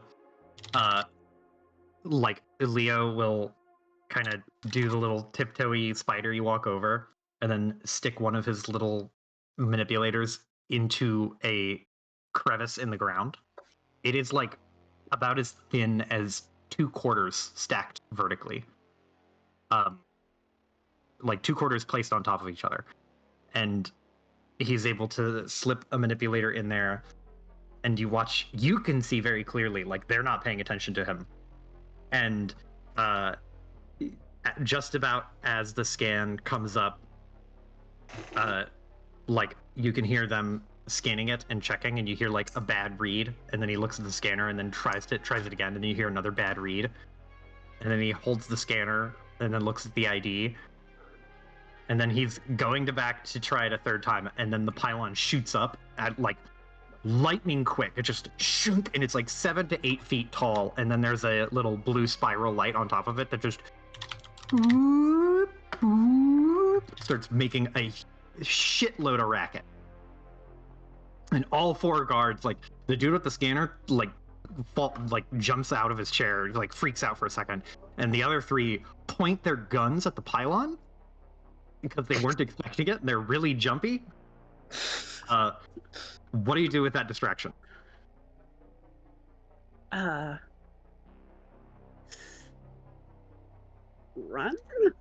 I don't really think I should run, though.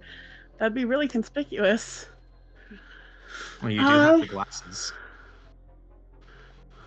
That's true.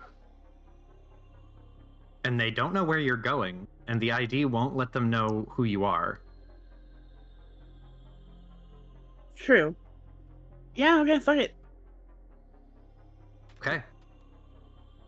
So they all, like, they freak out. The one guy nearly falls over, and you crank back on the motorcycle handle on the accelerator, and the dude, like, holding the scanner looks at the pylon and then looks at you and then looks down at the scan, and in the moment he's about to say, like, hey, wait, stop her, he throws up a hand to try and stop you, and you just rocket off. Like, you don't have to roll a check for this because there's no way that they can resist you in any meaningful capacity. You are just able to zip away.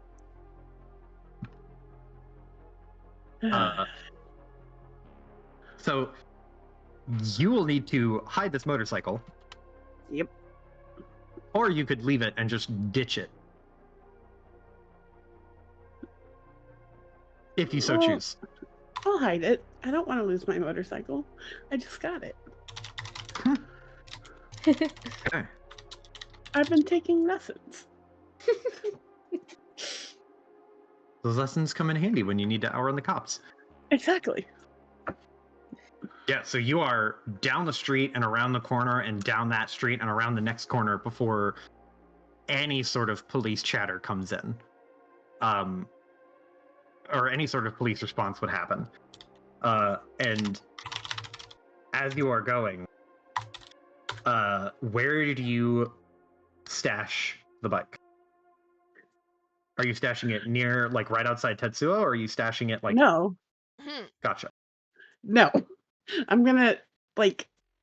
I assume they were parking the bikes, like, not exactly next to Tetsuo, essentially just kind of, like, a block or 2 away kind of thing. Mm-hmm. So Lockhart will probably be kind of in that vicinity, but if, like, choose a different spot, be like, hey, let the party know, like, I may have to hide my bike for a bit.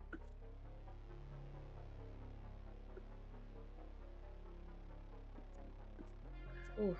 I'm 3 blocks down.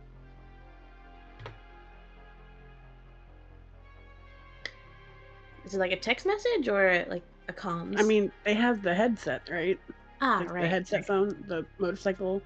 Yeah. Yeah. Okay. Cool. Kaya's first question is, you okay? I'm fine. Just some persistent science.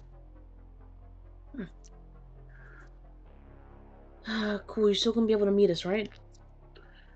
Yes. Well, we can meet somewhere closer to Tetsuo if we need to. All right, cool. Just I'm stay not safe. bothered.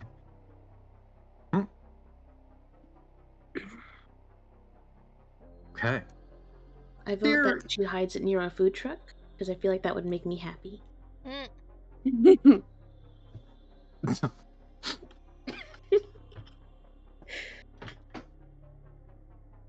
You know, she could park it in a parking lot. Actually. Uh-huh. Yeah. Just shove it in a parking deck. Yeah.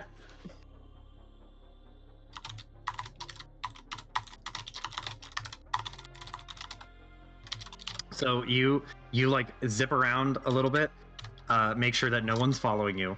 You peel into a nearby parking deck, pull out the ticket, so it's like, you know, you have to pay whatever coming out, but that doesn't matter because there's no cops, no problem.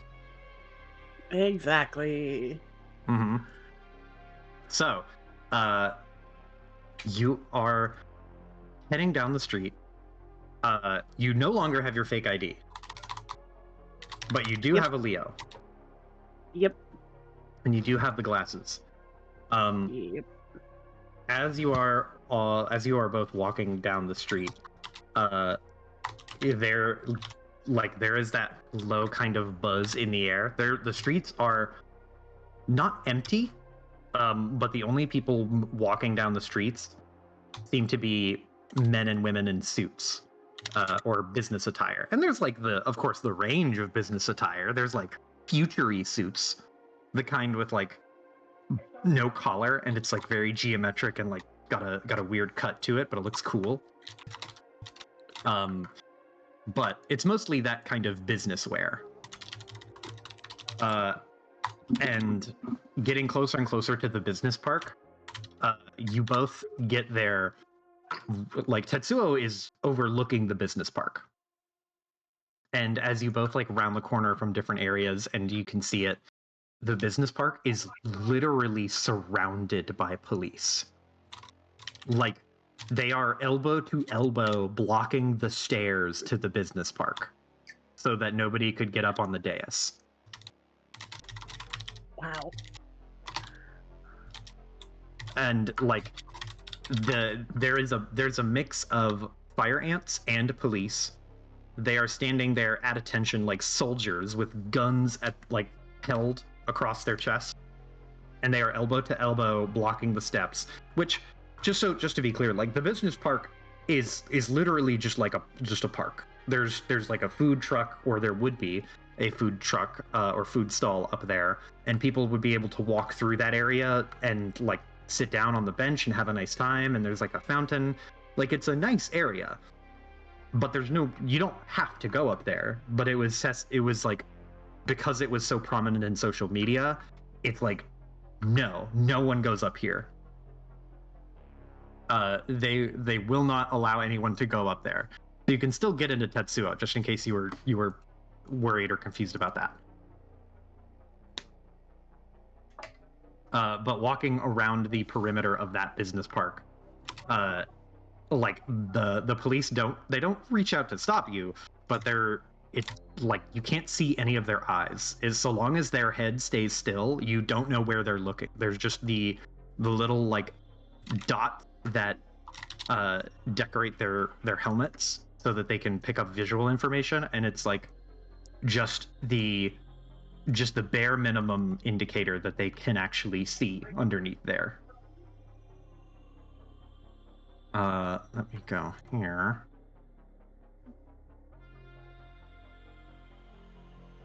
But as you get around to the front entrance of Tetsuo, you see like there's actually a lot more people starting to gather around the business park area, because it's now closer to lunchtime, and some people have come out of Tetsuo, or some people have come out of nearby neighboring buildings, and there's kind of like a general sense of like, what's the deal? Like, it was just a concert. I don't get why there has to be such a blowback to this. Like, there's confusion, there's a little bit of anxiety. Like, having this many armed police officers does not make people feel safe. This is incredibly anxiety-inducing. especially given that they are armed to the teeth and standing there menacingly. But they just wait there, and you can hear like the kind of murmur of people. But you both reconnect, Sprite and Kaya and Lockhart. And as you do, Lockhart, there is a fourth person who arrives as they round the street corner, and you recognize them immediately. Is a tall woman who wears also like a very business professional kind of attire. But she is hold on, let me see if I can get a sheet for her.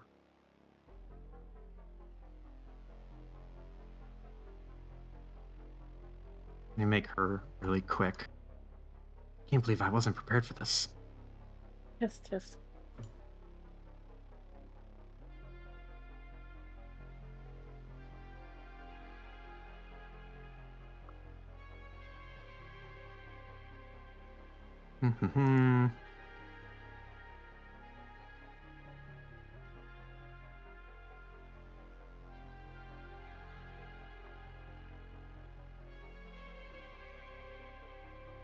I want this one.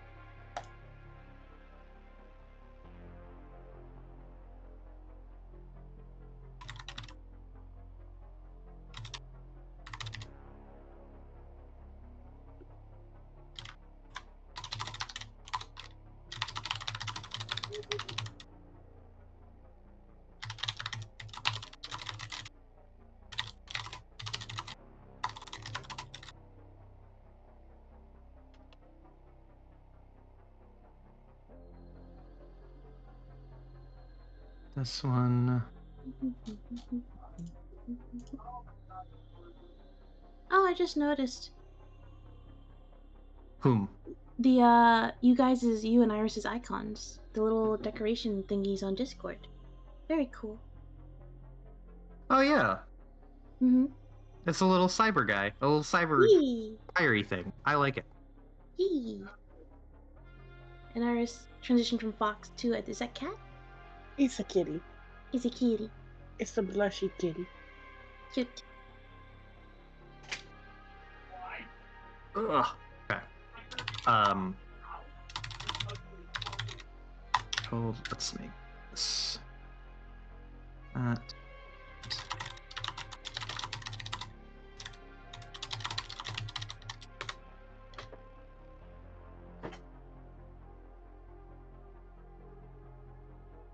There. Okay. You see a tall woman with like white hair.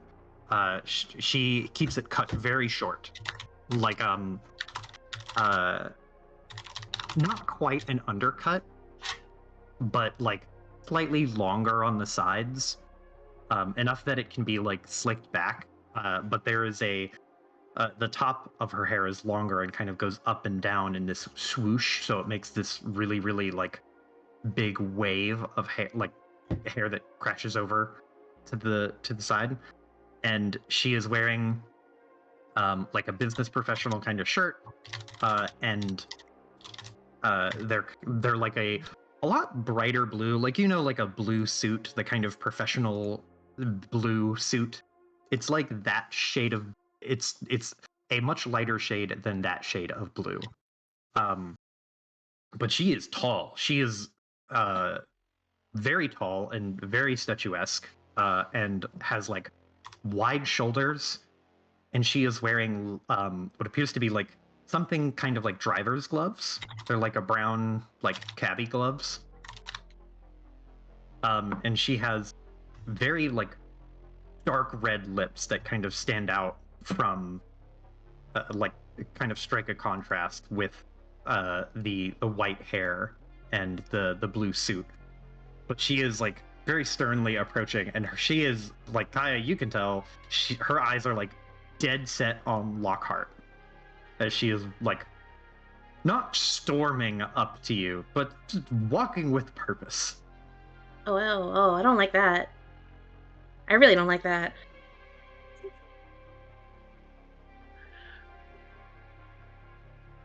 Do you do anything? What would you like to do? Get closer. Lockhart, seeing her, will turn to Kai and Sprite and be like, let me handle this. You know her? Nod. Sprite looks at you, Kaya. Do you know her? Which one is this one? I figured we could use a bit of backup, so I hired someone. What? Just... Sorry, I heard the cats running around like fucking crazy. Just as you say what, she, like, takes one more, like, long stride, and you can hear, like, a kind of hiss from her, where she's just like, what do you think you're doing? Good to see you too. She narrows her eyes and she goes, don't play coy with me. Explain yourself. It's as simple as it is. I hired you for a job.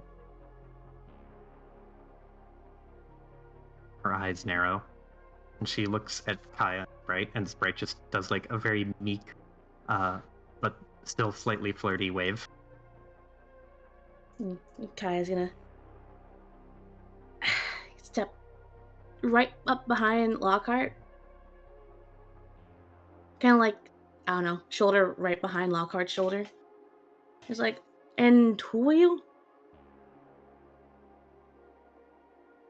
She straightens herself up a little bit and squares her shoulders. And she looks at you, Kaya, and she just goes, you can call me Lockhart.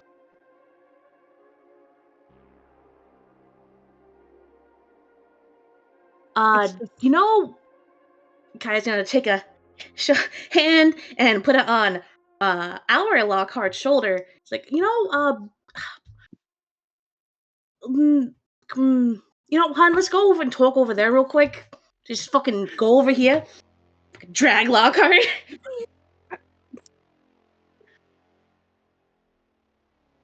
Just a little surprised by Kaya acted like this, but just like, one moment.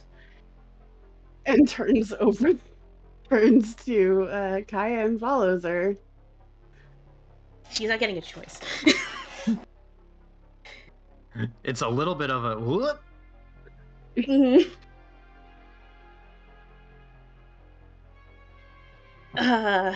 Imagine just far enough away that, like, out of earshot of this person. The strange, not Lockhart. Kaya's not thinking straight at the moment. And she trusts, right? Probably shouldn't, but she does. But she just fucking drags Lockhart, I don't know, around the corner or some shit. Wherever the fuck they can talk in peace. Sorry, I misspoke. It's Lock, not Lockhart. Lock. I was thinking of Lockhart. Well, either way, Kaya's response would have been the same. It's like, okay, well, first of all, what the fuck? Second of all, why the fuck didn't you tell us? Third of all, what the fuck are you thinking? Well, to answer your second question, I didn't know if she would actually come. And my reasoning why is because I don't want everyone here to get out of here alive. I figured having some extra muscle would be good. You couldn't have told us about this being a possibility? Like I said, I wasn't certain she was going to be here. Yeah, but she is. Would have been nice to, have a heads up at least.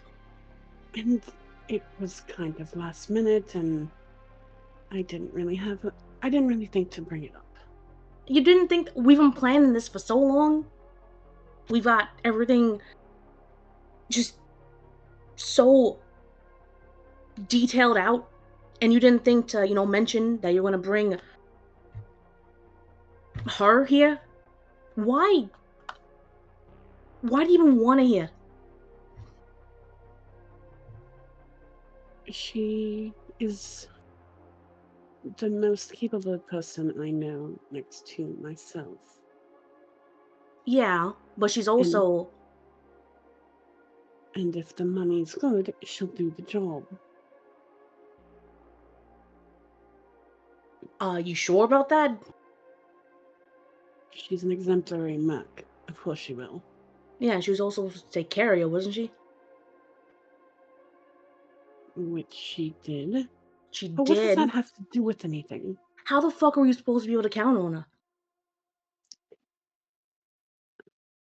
I am paying well above her usual asking rate. And you think that's it? She's not just gonna, go back to her usual job?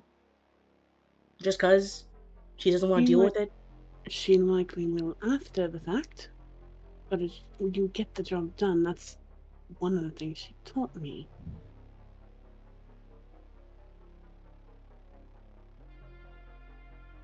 You do what you do to survive. And with that kind of money, it's well worth it. How much are you even fucking paying her? Training Marcus wasn't cheap. Out of his pocket, I mean. I haven't really need to buy anything besides my suit, so it's none of your concern. That's what I'm trying to say. Look, if it's got to do with you, it is my concern, alright? Just...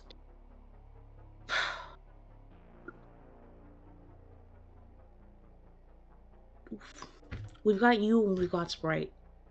And, I'm gonna be honest with you. I don't think having her here is gonna be a good idea. Considering the, everything about her. I don't think I know what you mean. Yeah, she taught you, but she also just let you get fucking kicked out and abandoned. That wasn't her choice, and it wasn't... That doesn't matter here. How the fuck doesn't? How do we know she's not just gonna leave you again? How the fuck are you gonna count on her when things might get ugly? Just trust me, okay? And if things go south, blame me. I brought her in, I'll handle her.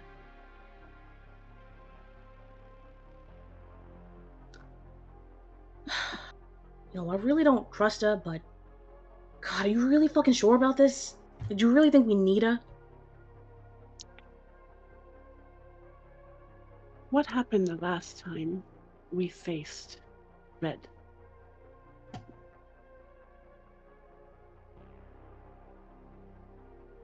We're gonna be on their home turf this time around.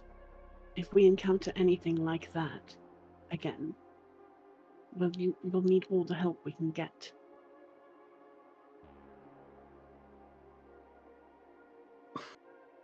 And I want to make sure each and every one of us gets out of here.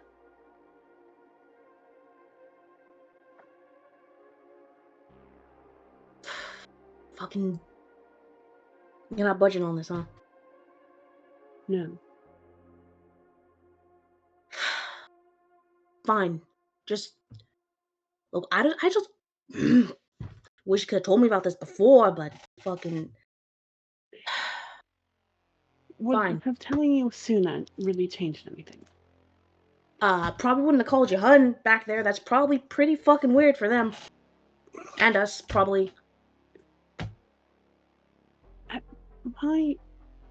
She just kind of raises an eyebrow and she's like, yes, why hun? Why not friend? Look, I wasn't thinking a lot. Well, I was thinking, but Look, I couldn't call you Locke. Couldn't call you Lockhart either. I couldn't call you Crimson because there was Sprite there. So I just... You know what? It doesn't fucking matter. Look, off topic. Amigo, Alright, getting back on. Compadre. Oh God, just fucking... We're getting back on topic here. Alright? Just fucking forget it. Just... Fine, are we good then?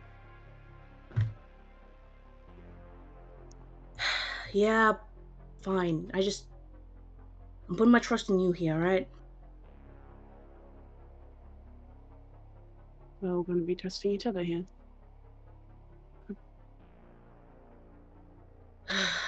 So, what the fuck are we gonna call you? Because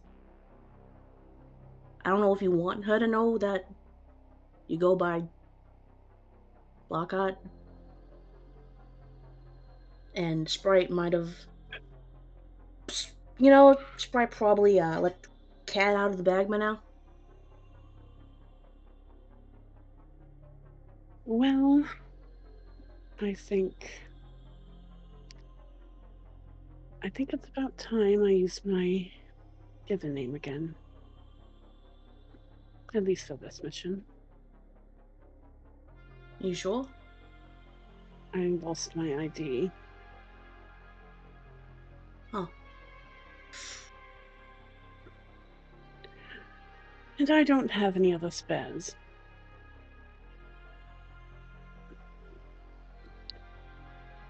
Alright, well... Just because I don't work for them anymore does not mean I cannot be on the premises for someone else.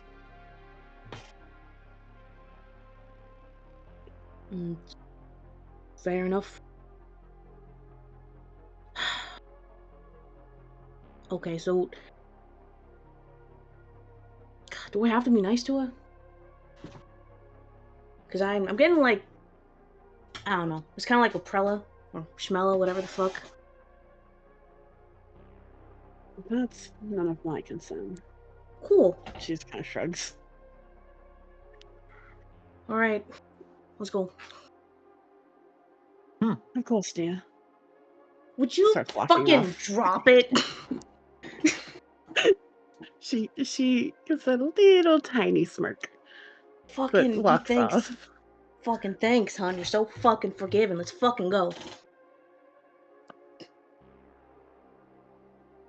As you come back, you can hear Sprite, like, casually finishing, like, so, yeah, that's what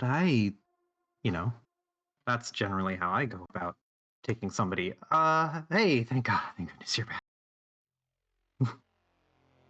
You could see, like, the palpable effort that Sprite had to put out. Locke is not talkative. Oh, Jesus. So you're here. I'm assuming that means you accept the contract? Her lips are, like, pursed very tightly. And she, like, there's just a single eye twitch, and she just goes, "We'll talk about that after. What work do you want me to do? We're here for security. What do you plan on doing that's going to attract attention?"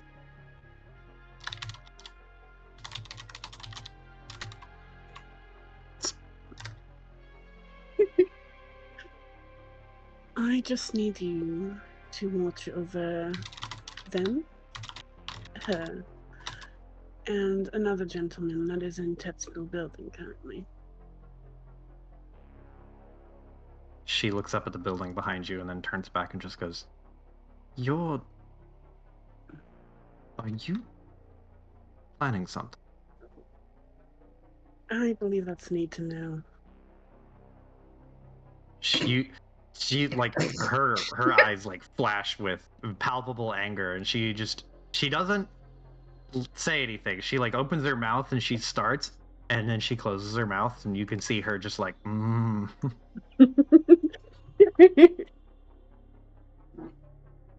And by this point, the streets aren't flooded with people, but there are quite a few people now kind of scattered all the way around the outer edge of the pavilion.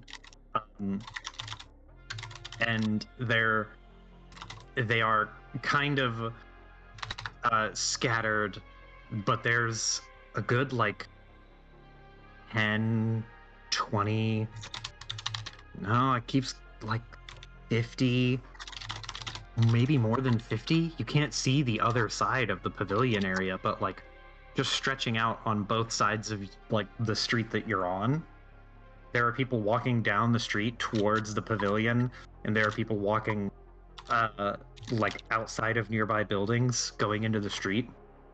And you can see the police who are around the edge of the perimeter of this building like getting more and more nervous. But nothing's happening. There's just like a slow murmur. And if both of you could make me a perception check at, it would be 2 purple and a black, because this person is using a disguise.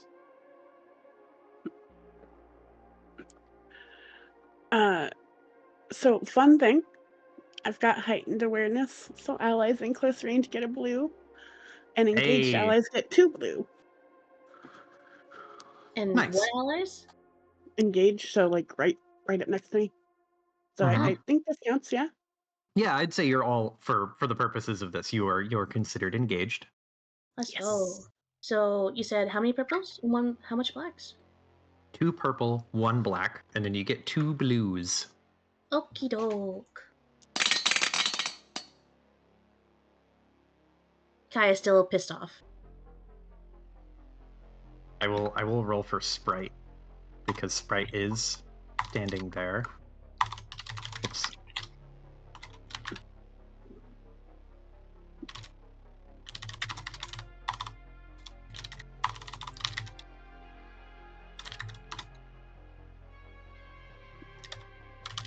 Could I persuade you for vigilance?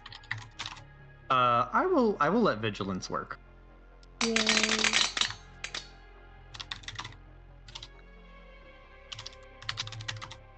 What dice gods did y'all piss off tonight, man? Yeah, for real. So 2 purple and a black, right? Yes.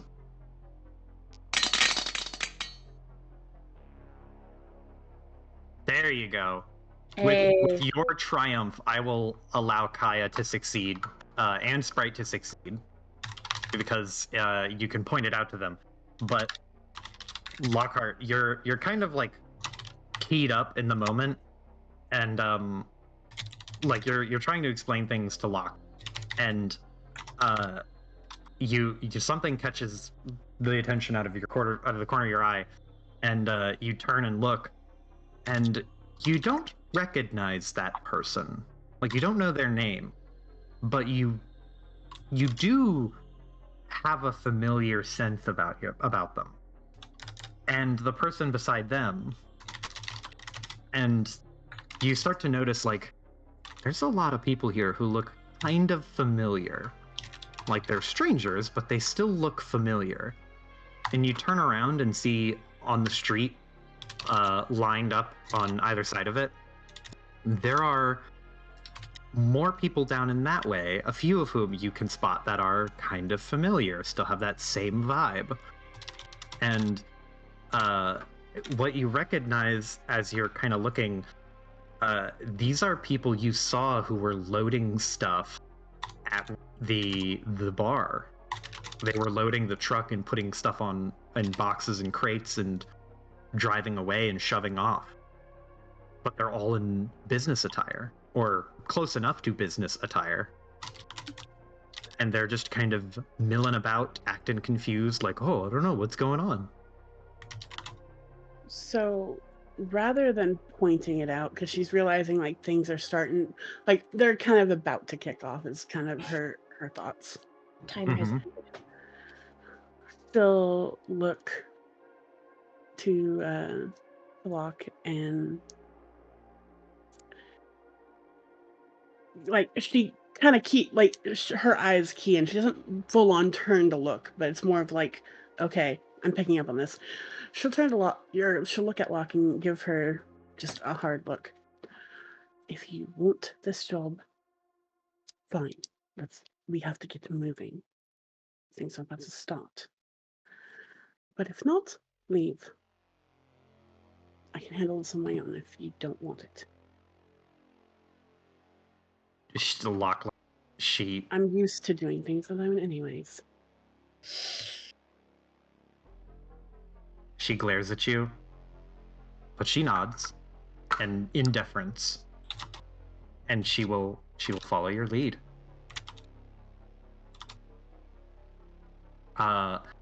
As you are, or wait, what are you guys doing? What's the play? Oh, Lockhart's gonna start moving towards the, like, ushering them towards the tower, and kind of like inside before shit kicks off. Yeah, like at least get up to the front of the building before things kick off, or inside. She essentially will tap both Sprite and Kaya, like she's leading them, so she'll tap their back and then point her head in different directions to like key them in, like, yeah, things are going. Just fucking lowers baseball cap snugly. All right, let's fucking go. Kaya, you pull down your baseball cap, and you would know this being a construction worker. You as you pull your baseball cap down, you can see in the air around the area, there are the police drones and police aerial vehicles that are just kind of scanning and kind of vibing over the sky. But there's a lot of maintenance drones flying around. A lot more than usual. Let's go. As you all enter, what are you saying? Oh, I was gonna say, as they're kind of moving, Lockhart will fall back into step behind Sprite, because Sprite's supposed to be the big shot here, quote unquote. She'll kind of step into line with Locke, and all she'll say is, "All you need to know is, well, you're here to protect her. That's the cover. But you want to keep everyone safe." Locke looks at you, and she looks at the other two, and then will nod, and then look at you and be like, "Do I need to have any sort of phone or communication device, or am I just going deaf? It's all the same to me. I just want to know." I'm gonna roll this. I'm gonna roll it to you, Joe.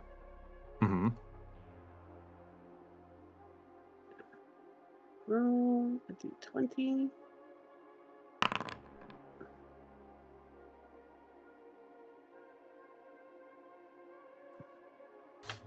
That's pretty high.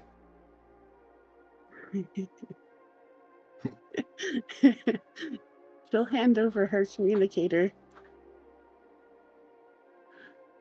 She happily takes it and will quickly grab it and then stick it on the inside of her suit coat jacket. I assume you mean the Nokia that Calamity gave us, right? That'd be nice, wouldn't it? What did you just hand over? I mean, Kaya wouldn't know. It's not really important. Just maybe it's a bracelet or something. What the fuck did you just give her? Right? As you are all walking into the lobby of the Tetsuo office, the Tetsuo main office, there is a fire ant poised next to an impromptu checkpoint at the elevators, and there's not a metal detector, but it looks like one. And there's a suited person who's standing nearby talking to the fire ant. They see you as you walk in.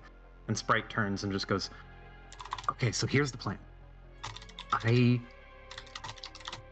am a security expert, and I'm here to do some security tests. And you're my entourage.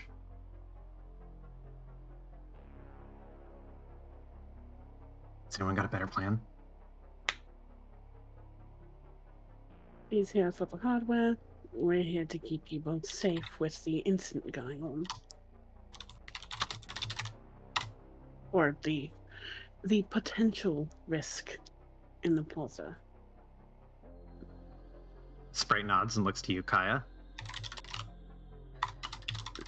I just gotta pray and hope you remember all of the bullshit Legs talks about. Well, it's not bullshit, but you know what I mean. She like gives like a kind of cocky grin. I assume I kind of assumed this. I don't know if this is something that you would have with Sprite, but I had assumed that Legacy would be able to listen in on their conversations, like full on man in the chair into their phones, so that Legacy could help fuel Sprite's techno babbles check.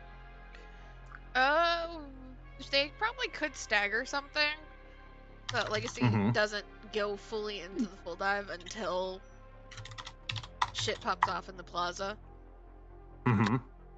So yeah, Legacy could be tapped in for a little bit. Let me get.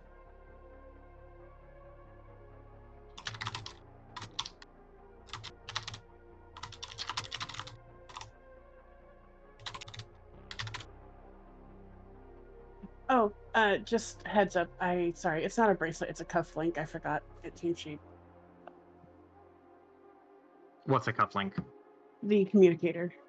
Oh. Gotcha.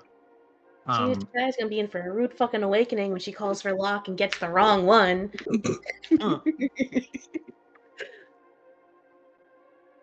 It's fine. They sound remarkably similar. But you approach the front desk area, or not the front desk, the entrance area, and as you do, Sprite will basically walk forward, and Sprite's wearing like they have a like leather boots and black pants, a black shirt, and their like kind of trademark combat like military looking green jacket. They look a little punk side, but not so outrageous that they couldn't be a security expert, a cybersecurity expert. Oh, hold on, I gotta place. I gotta paste the. Where are the other character images? Oh, they're in here. But Bright will just like launch into like an introductory speech and be like, introduce himself, and then start to like techno babble about the defense systems they're here to test and how they're doing like simple penetration testing of various like network areas from a third-party perspective, and then just going on and on and on. And let me go ahead and throw a. I will throw a Sprite check at this. And hold on. Let me look at something really fast. What's up? Do you have a thing? I might. Let me see.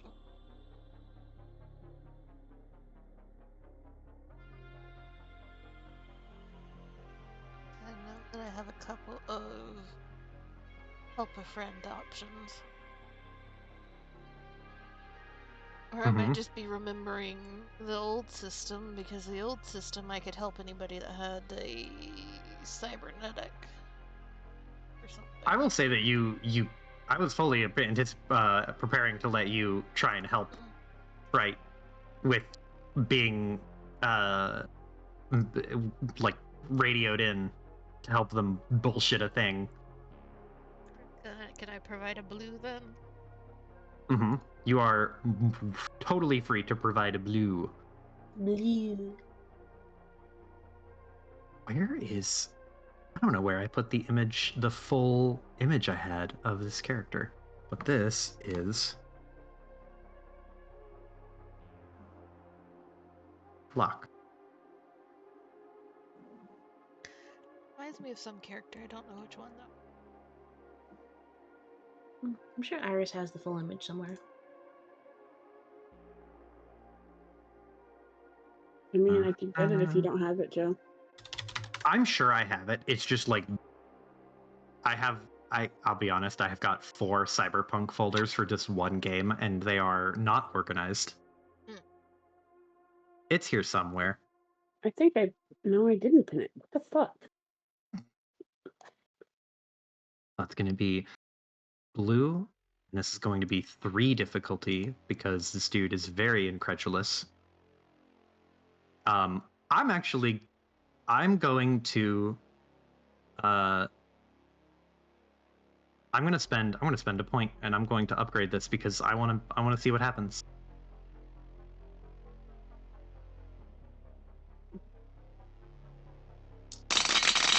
Makes it 1 red, which gives 5 advantage. So Sprite goes on this long tangent, which the guard and the office worker just kind of stare and let Sprite go on this tangent. And then after Sprite is finished and kind of tugs the edge of their coat, is like, any questions?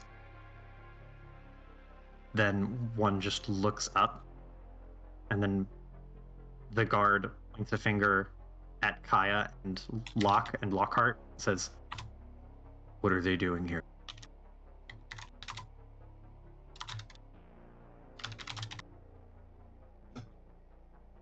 And Sprite is completely flabbergasted for a second. It's like, well, these 2 are my guards because of, I'm sure you've heard of the kerfuffle going on today with, what is it?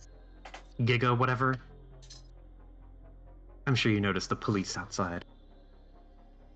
Also, just as you posted it, Iris, I found it. Just sick image. I remember because we were talking about a Chainsaw Man character at the time. But the one guard, he seems mostly convinced, or they seem mostly convinced of that answer, but then their finger drifts over to you, Kaya. What's her role?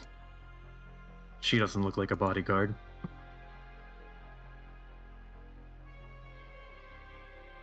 Tech expert. Gotta have a tech expert. You the tech expert? I'm a hardware specialist. I'm an engineer, maintenance. She does all the software stuff, but I make sure that things are actually connecting and that nothing breaks while they stress test the system. That way, if things do break, I fix them. I will let you roll it can be a science check to bullshit your way through this. Mm-hmm. And you can have 2 blue because Sprite got 5 advantages, and they will kick a blue to you, and I will give you Legacy's blue because you can go off of the techno babble that Sprite has already spouted. Yeah, just completely just grabbing that shit and being like, no, you are the tech expert. However, adds in her own techno babble about like what can happen if you don't have a hardware specialist and maintenance person during a stress test, because the whole system and server can go down. Mm-hmm.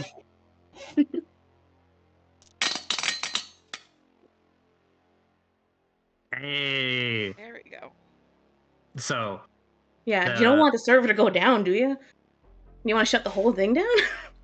In the middle of all this? Yeah, the whole company can go dark if you don't have me here.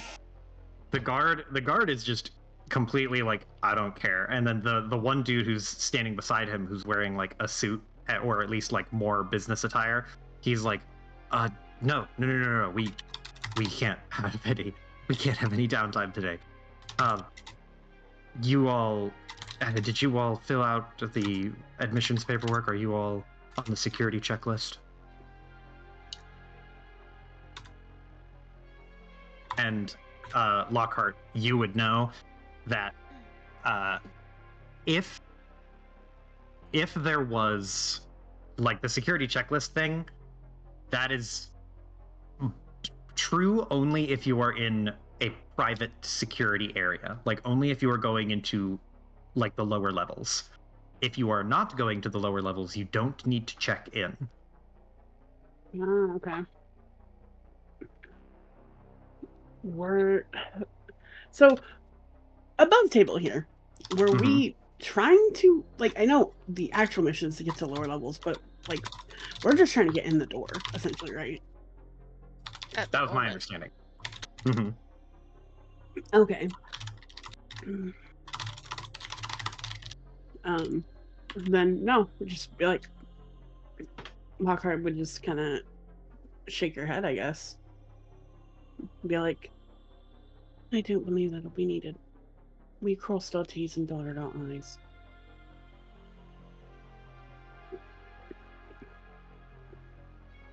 Dobson hesitates. It's like, right, of course. If you don't mind, I'll accompany you to the rest area, and we can get you set up in our working room. And we'll like gesture for you to follow. Yes. So the fire, because is he beside a fire ant or is he beside a Tetsuo guard? He's beside a fire ant. So this is a terminology thing that we have to figure out here. Yes. Because the Android system has the disenfranchised whatever term, which is the from my understanding, it's whoever is kind of considered underworld characters. Yeah. Do fire ants count as that? Yes. Okay. They would technically count as that. So I have a nifty little ability that says once per session, my character can collect a small favor from any other disenfranchised, even if they don't owe my character a favor. Okay. Can I I completely understand if it's no, because Legacy is not technically there. However, can I collect the favor in a way that makes the fire ant really impatient? It's like, why are you accompanying them? We have other people that we need to be checking out. You can, if you are able to, if you can come up with a way that you would have Legacy tell Sprite to tell them, like you radio and be like, Sprite, say XYZ, and then Sprite will word vomit out, and then it could like feasibly elicit that response from the fire ant. Code word chaos. Essentially. Wouldn't want things to get chaotic now, would we? Yeah. Lacey's like, well, hearing this shit going down, I imagine like already sitting in the full dive, like helmet like half on, just like sitting up and like listening to this comms chatter right now. Oh boy, right. Look at the fire ant and point out that there is a whole crowd of people that are about to have to come right back in because of lunch, and you don't really need a babysitter. You are a professional. Why else would Tetsuo hire you? Sprite like puts on the most airs you could have imagined seeing Sprite put on. They stand up straighter and are just like, I just want to point out that I'm a grown-ass adult, as are 3 grown-ass adults who are standing behind me. We do not need a babysitter. We were hired by Tetsuo to do security and penetration testing of their network. And the lunch rush, it works both ways. There are going to be people coming back in here, a whole horde of people. Are you sure you want a bunch of strangers running around in here? And the guy's like, well, they wouldn't be strangers. And then this fire ant just like looks at him and is just like, I don't want to deal with them. You stay. It's your post. I'm here for backup. And he hooks a thumb to himself. And the guy's like, And there is a moment where like everyone is staring at this guy. And he just goes, yeah, yes, sure. And you know what? You're more than welcome to go right up. It's the 4th floor. 4th floor has the security operations and network security and operations center. Right, keeping their hands behind their back, just goes, thank you. Above table, real quick. Do we need visitor badges? Not anymore. Maybe. Okay. Cool. I just want to know. Nor like the process of getting a visitor's badge and whatever is kind of like being what's worked around with this like bullshittery. Gotcha. Okay. But you're able to walk on through and go on up to the 4th floor, to which like the building is not empty, but there are a lot of people like absent. Or at least it feels like it's deserted, mostly deserted. There are people just in various cubicles and corners, though. But as you're like getting up in the higher part of the station, let me see.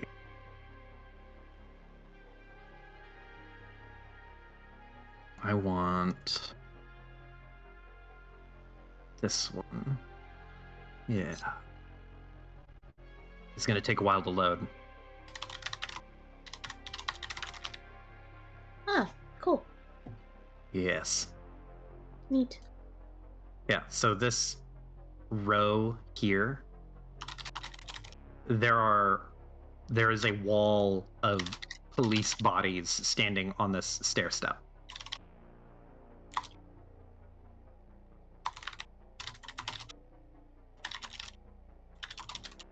But as you get up to the 4th floor, you can see that the front windows to the office and the like broad view you have of this plaza area, you would be looking at it from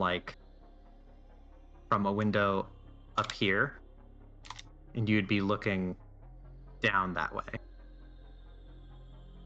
So you're looking at or sorry, I had this completely backwards.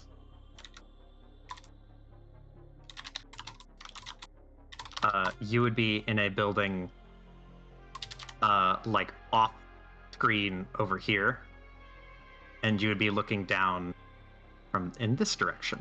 You could see like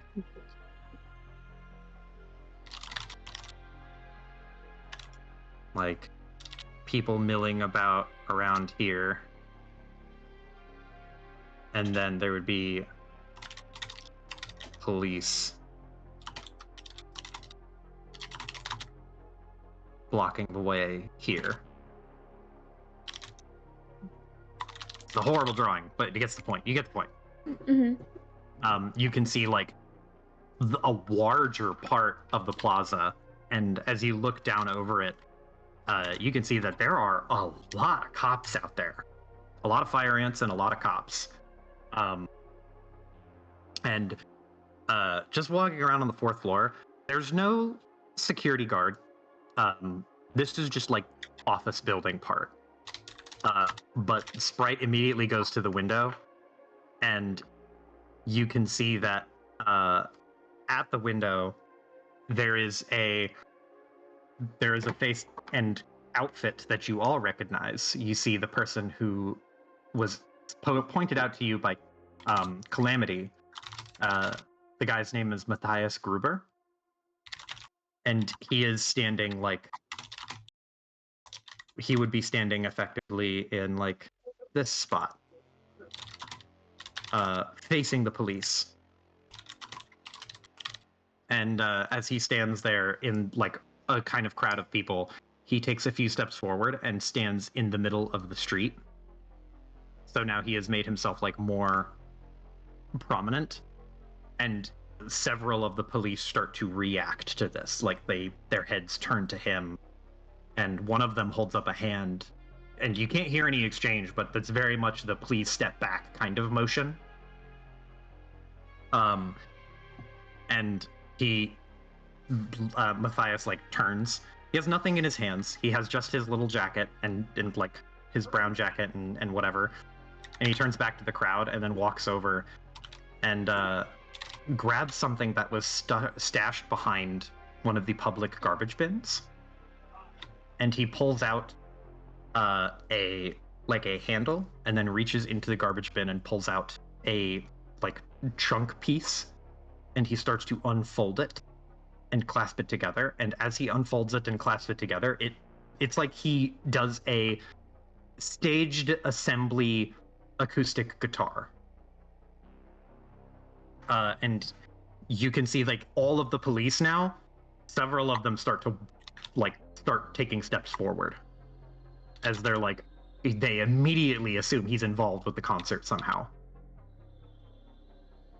And it's not broken into a riot, but several people from the crowd along the street side, they start to walk up, and it starts to turn into like a line of people and a line of police, like nose to nose.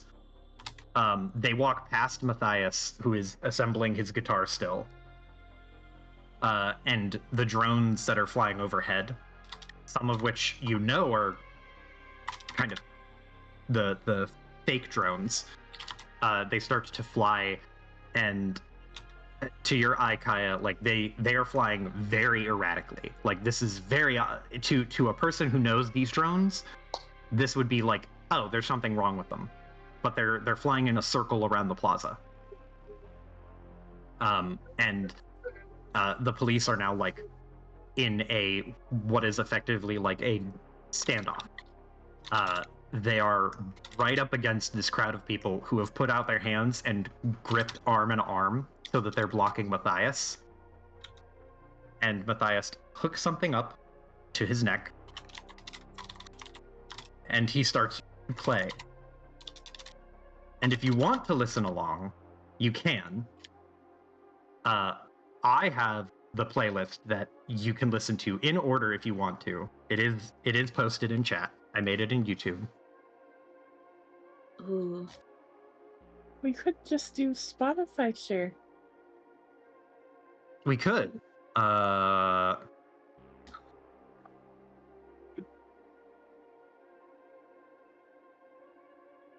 Music.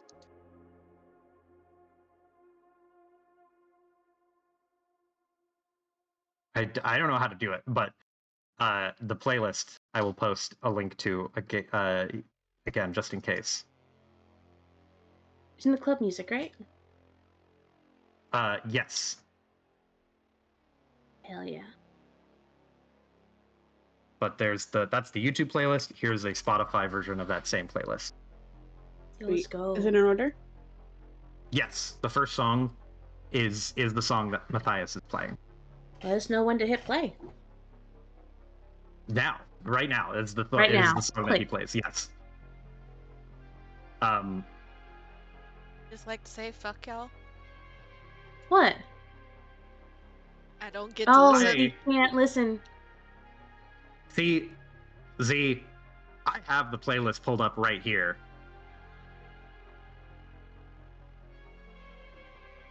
I know. I'm not afraid. I can see the playlist on your thing. I can see the playlists that you have shared in the chat. I just can't play them because I'm on Twitch.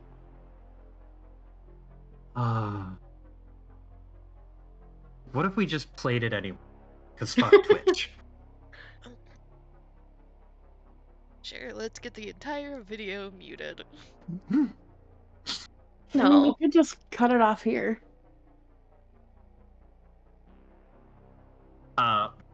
Either way, whatever you all want to do, I will describe the scene, and you are free to listen or not to listen. Okay. But Matthias begins to play, and he starts to sing. And as he starts to sing, things like you see the drones like snap to attention.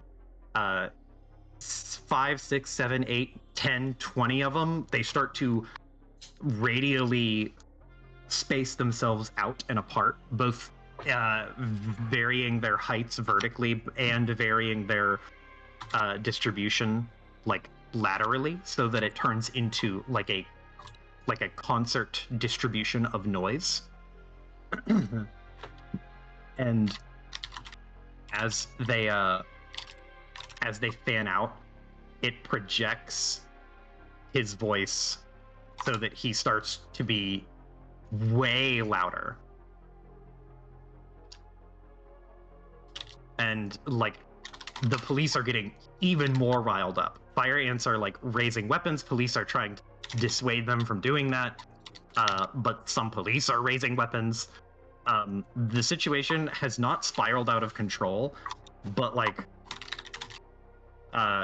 just you're all, you can hear the music from inside the building, and some of the people on the 4th floor who are working there or were working there get up and walk to the window because they're like, is this the concert? I don't know, it just started happening. I thought they were going to arrest people who were playing music. And then you can see like everyone just kind of rubbernecking over the situation, and without kind of realizing it, Marcus runs up from behind, and he is dressed up in his business attire as you would find appropriate. And he's like, "Am I too late? Did anything happen?" This day is just beginning. And he walks over to the window and stands next to Sprite. And Sprite like gives him a punch to the arm. Did I? Is that Marcus? Is that my boy?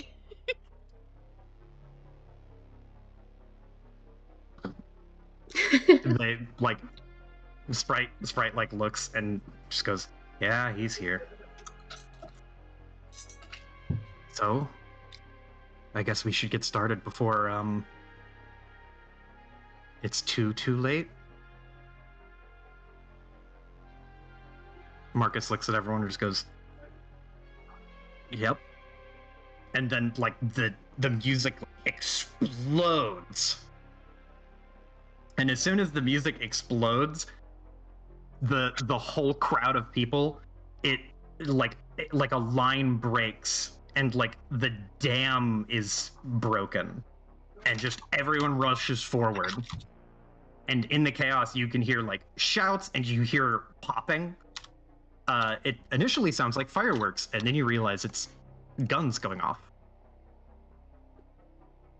The crowd of people, you can see that it has like exponentially started to grow. Like with each passing moment and each like new verse, people have like trickled out of nearby buildings and walked up from neighboring streets and city blocks until there are, it's like easily 500, 600, 800 people, like hundreds of them. And like it is now a full swing of concert chaos. And in the crowd below, like the mess of fire ants and police and the Gigadeath concert goers, like all the bodies start to mix together in like a chaotic mush. There's paint just being sprayed into the air. There's smoke being shot out, and you, at one point, like it becomes, it's like radiating outwards, this noise, and you think it's sirens at first, and at like you hear Marcus like, oh shit, we should go now. There's sirens coming. All right, let's move. Where are we going? And Marcus looks at all of you, and he looks at a nearby computer, and he'll run to the nearby computer, and he is going to patch Legacy in. Oh boy. Hi, Sailor. Hi, Sailor. There are some people on this Eddie. floor too, right? At the windows, like looking Yeah. and being like, ooh. Mm-hmm. Can we try and grab like an ID or something? Yeah. Ooh. There's just there are random workers on this floor. Try to find someone that looks more pretentious than everyone else, or like on the higher end of pretension. Pretension? Is that Mm-hmm. yes. To, you know, Lockhart will eye them. I don't think she's very good with stealing, but whoever is, do we have anyone that's good at stealing? What would we be rolling? Sprite. There we go. Yeah, Lockhart. Lockhart's gonna try and pinpoint someone who looks higher up and try and suggest stealing their ID. Just Sprite. Mm-hmm.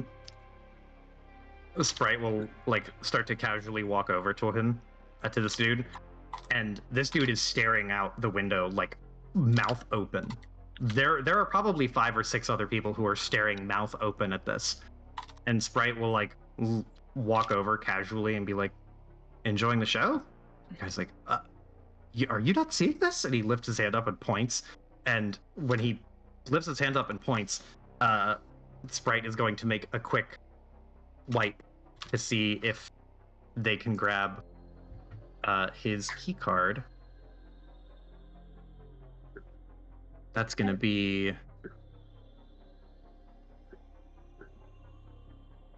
let's do.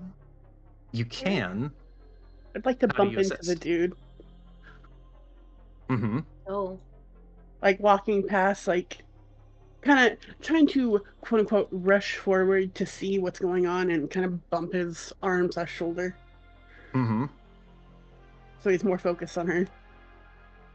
Okay. This is going to be a difficulty 2, but I am going to use my last DM point and I'm going to upgrade it. Are we allowed to upgrade on our end as well? Yeah.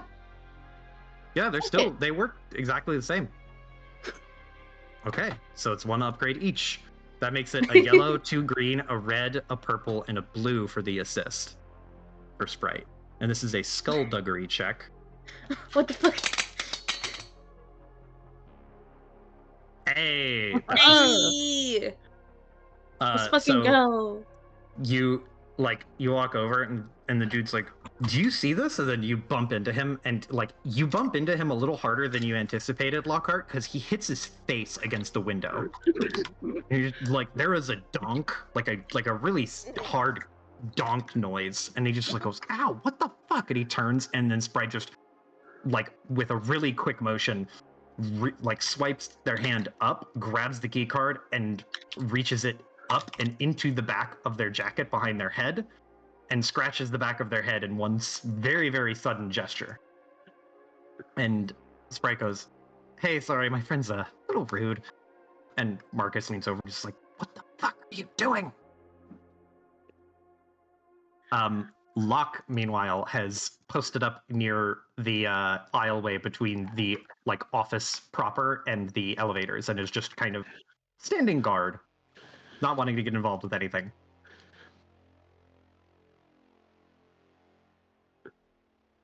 Sorry.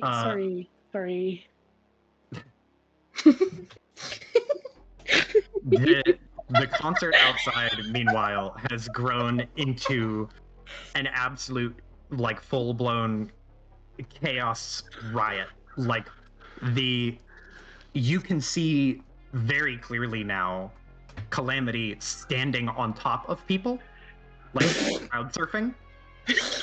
Calamity is being propped up, standing on her feet, and she is holding a guitar, the guitar that Matthias was using, but it has been plugged into several different cables and is now, like, blowing out the speakers with electronic noise.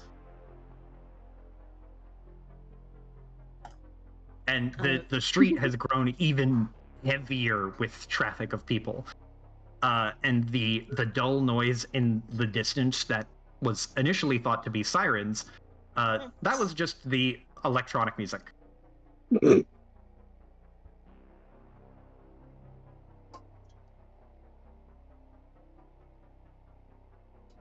But you have a security ID.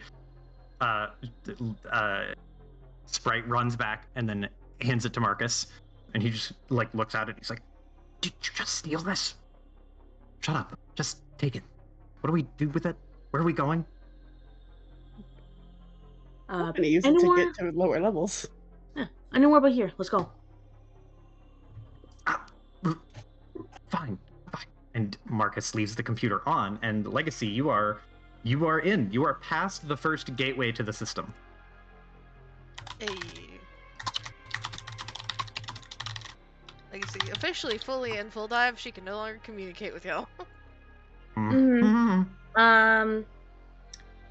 know, I feel like we're gonna do a pro gamer move.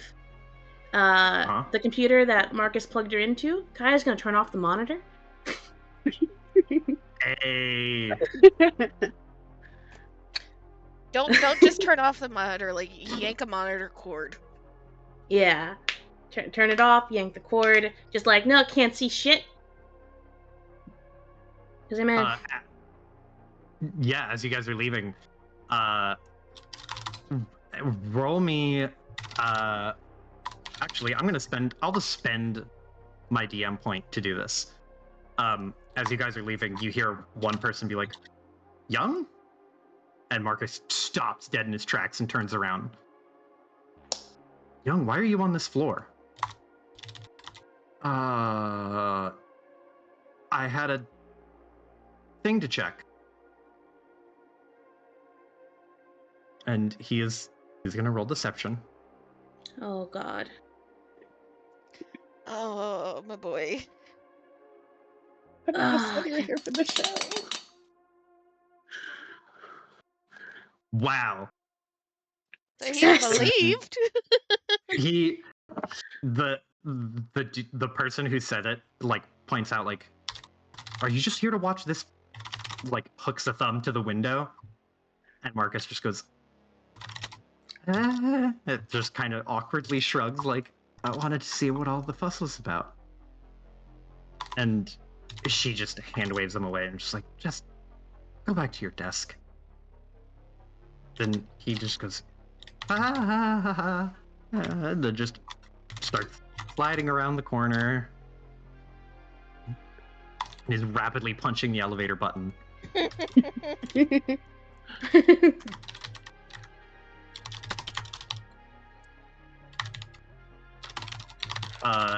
Elevator comes up, and with a ding, the elevator is full of people.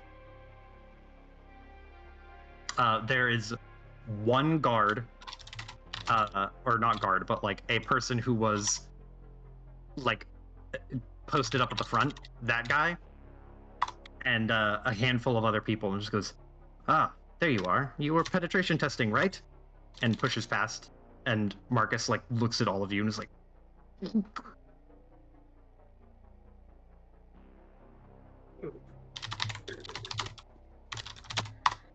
Oh shit. Fucking.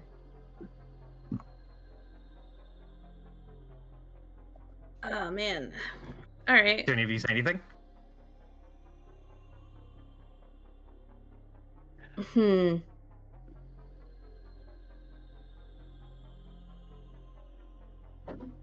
I'll give you the spotlight here if you want, Amy. What are you saying? Kaya's not the brightest. Well, she is the brightest. She's just not the smoothest, is the thing. So, I feel like she is gonna point to the window. And be like, yeah, we just got a little distracted with all of that.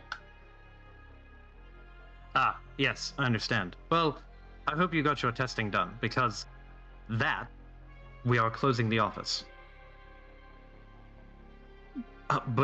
And Sprite speaks up and just goes, we didn't actually get to do any of the testing. And he looks at Sprite and just goes, well, then I'm sorry, you'll have to come back another time. But as you can see, things have gotten dangerous, and we are not in the habit of keeping strangers here under protection. So you may deal with it yourself and be off the premises. Ooh. I'm gonna pull some bullshit here with full permission here. Try it. Do it. Kaya is just going to be like, look, a little stressed. Because she kind of is. It's a stressful situation. And she's gonna, like, fuss with her hat. He's like, look, the thing is that we didn't finish the test.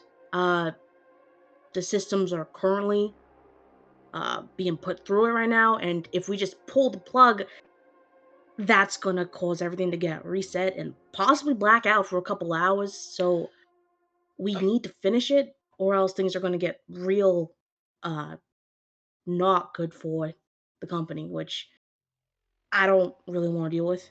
And I want to point out that we said several times that the Round Table Boys would start a DDoS attack. So the company would technically currently be under attack right now. Yes. He doesn't know that. They would know this as security experts. He's more physical security. I'm talking to the group. Oh, yes. Point out, yeah, you're under attack right now. You need us. Oh yeah, that's true. Sprite will chime in and say that. So Sprite chimes in and just goes, we actually detected that there were some attacks, some cybernetic attack or cyberware attacks going on right now. Or I can't even remember the word. There were some actual cyber attacks going on right now. And, well, I mean, you want our help, don't you? We're on here, we're on the clock, might as well help you. He, like, the dude's eye twitches. He's like, I don't care what we're paying you. If we have to pull the plug to the system and reset it, then we'll have to do that. Kaya, if you want to roll a deception check, I will let you use science for this, but it's going to be difficulty 4. Okay. And I will give you 2 blues from Sprite and from Sprite's help for the, like, pointing out that the system is actually under attack.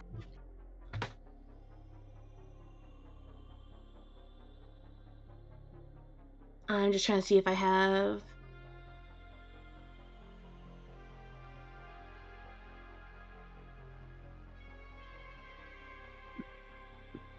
if I have any talents I could add to this, because I don't... I feel like she would, but I don't think I do.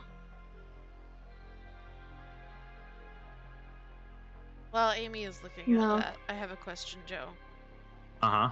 Would Lockhart or Sebastian, getting some of the schematics and such, would there be an awareness of the basic security for, like, the first subfloor? And because in my mind, because I've worked in secure buildings before, that, you know, you have to have stairwells, not just elevators for fire. However, in the secure buildings I have worked in, the stairwells are, like, for the secure areas are locked from the stairwell. Like, you can get out onto the stairwell, but, like, the only place once you're on the stairwell that you can get out from is, like, the exit. Would that be the same here? Yeah, it'd be a similar setup. Okay. I looked at my things and I have deduced that I don't have anything. It's his head. No pause. All right. So you said 4 purples, 2 blues, right? Uh-huh. Okay. you can upgrade it. You have points. You do have Do I? 1 point. Do it. Do it. All right. I'm gonna upgrade. Because I'll be honest, I don't know how to do the math for my chances here, but this is gonna be a lot of dice. So we're gonna fucking pray. Handful. Handful. 5 successes, 2 threats. So a triumph. And a triumph. And a triumph. His eye twitches and he's like, "How long will it take?" Considering that you guys are currently under attack and there's a test going on right now, at least 2 or 3 hours, so that we can make sure you guys don't get any information leaked. Because while the attack's ongoing, we need to be here shoring up the defenses as they break them down.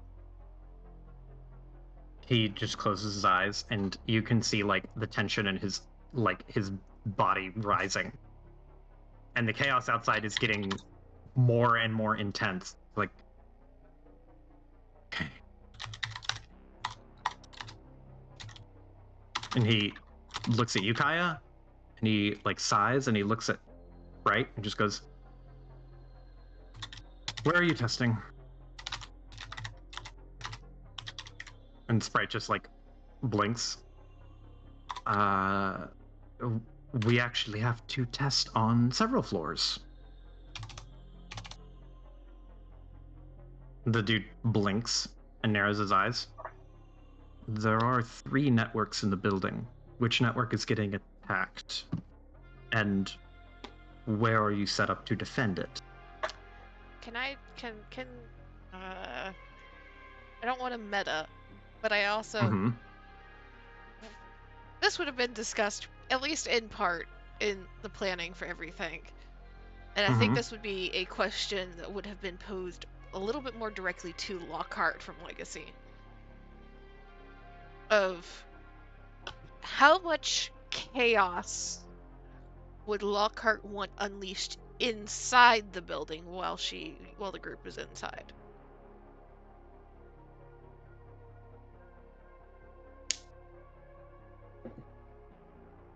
I mean, a lot, I'd say.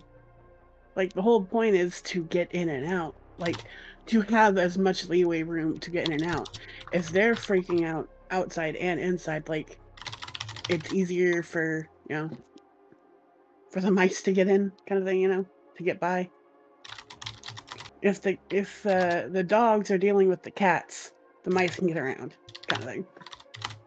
So, as part of the cause chaos, if Legacy's in the system already, can she yank the lights? You would need to try a check for that, because it is 1 layer of security deeper. Not in a different system. It's in this system, but it is behind a gate. But getting access to the lights, that is a difficulty 3. Not sysops, hacking. It's just hacking. Sysops is defending. Difficulty 3. Turned it into a raven here. We're gonna start doing this shit. Notes need to be taken on your end, Joe, and on my end as well for this.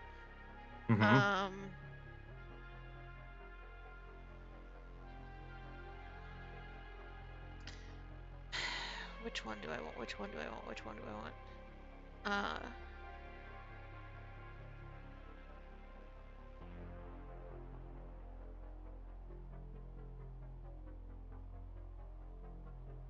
Because I imagine if Legacy has gone into hacking, with how this system is running hacking, from my understanding, she would immediately pop off a icebreaker to be running active before she encounters anything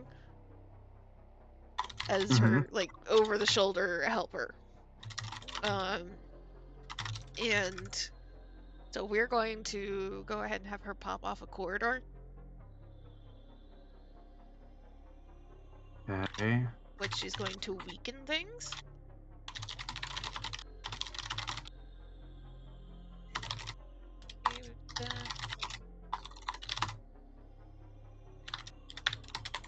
On here, I just read it earlier. Ah, yes. Strength 4 overrides barriers. While corroder, yeah. Sorry. Corroder? Yeah, but it's fine. While it is active, it degrades the strength of the ice. Wanton electronic destruction. You may spend advantage to break the ice to reduce the strength of the check by 1 to a minimum of 1.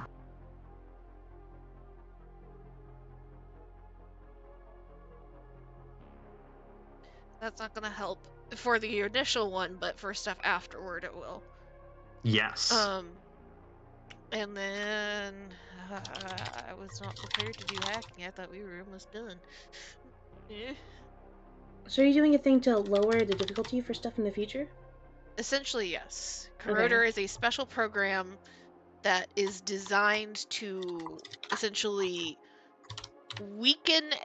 Essentially, think of it like a worm chewing holes through shit.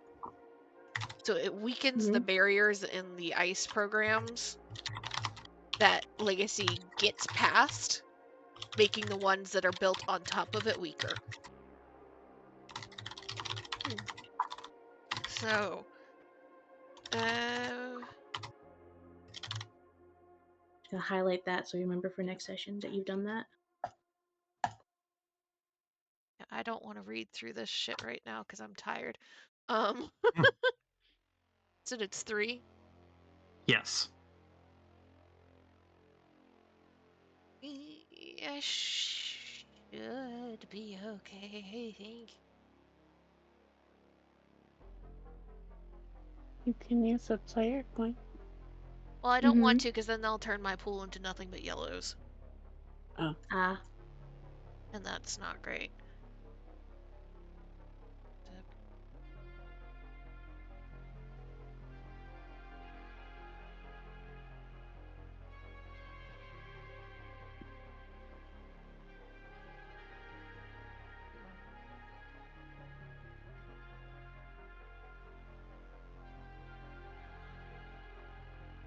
It's trees, which are not dealing with right now. Okay.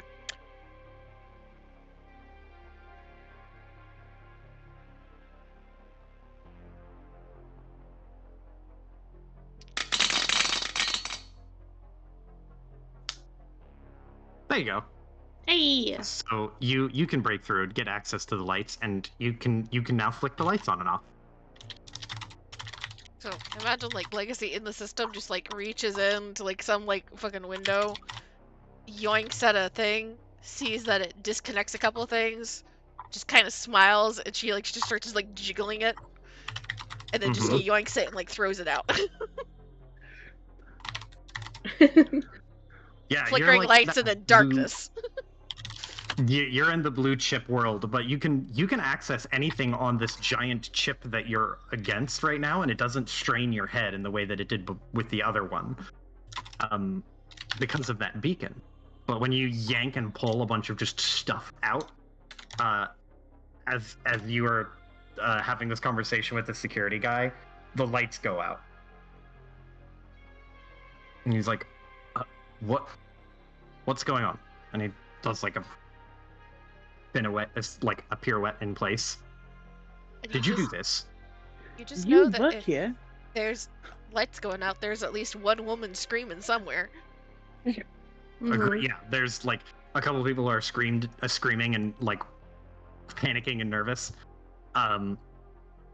Lockhart will actually get like all offensive, like, "You work here? What the hell is going on?" kind of defensive around Sprite and Kaya. Turn on the attack! This dude like, is... Hey, girl boss this man.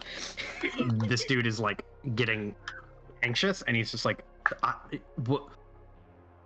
No, just, no. All of you, get out. We have a security team. We will handle this.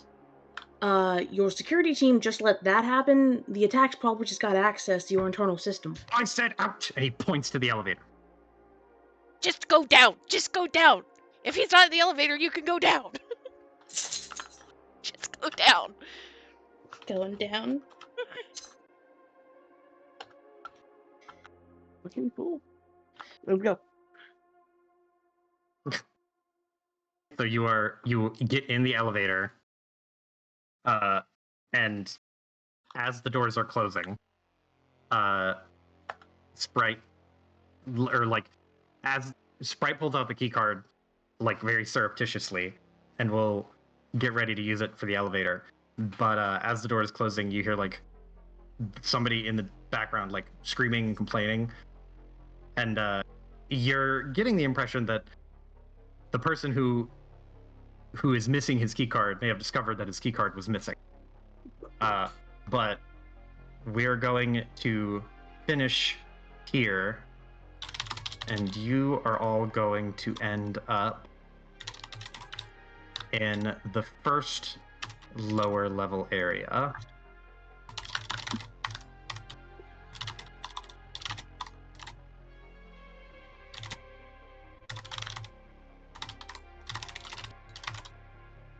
Whoa.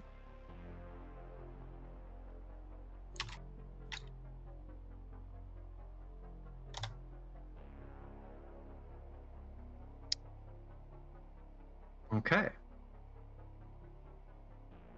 Del, this is the start of Gigadeath.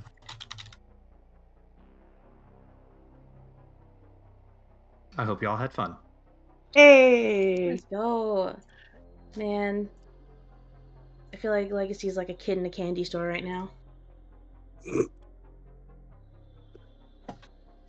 Legacy is low-key like, okay, you wanted chaos. Like, I'm just gonna reach into every hole here and just, like, yeet things out. Do I know what it does? Nope. But I know it doesn't do what I need it to do.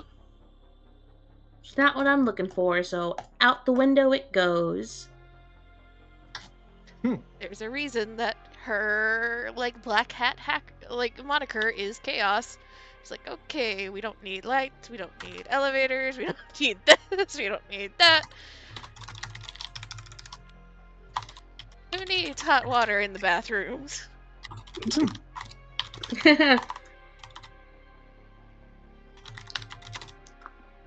All the nice Roombas you have in, like, the office suites, they're just gonna go in circles now.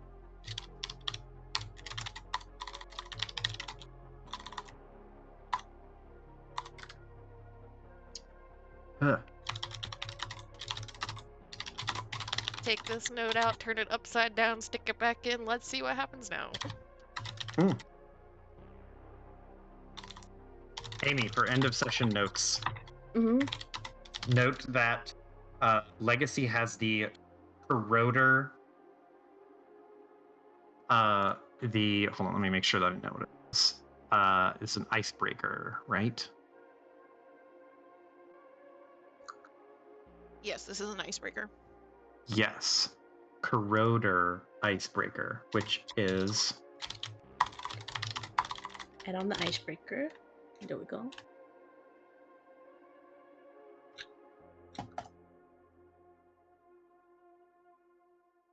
No, even throw in page number just in case. What's the pitch? Page 136. 136. We are learning the hacking system together.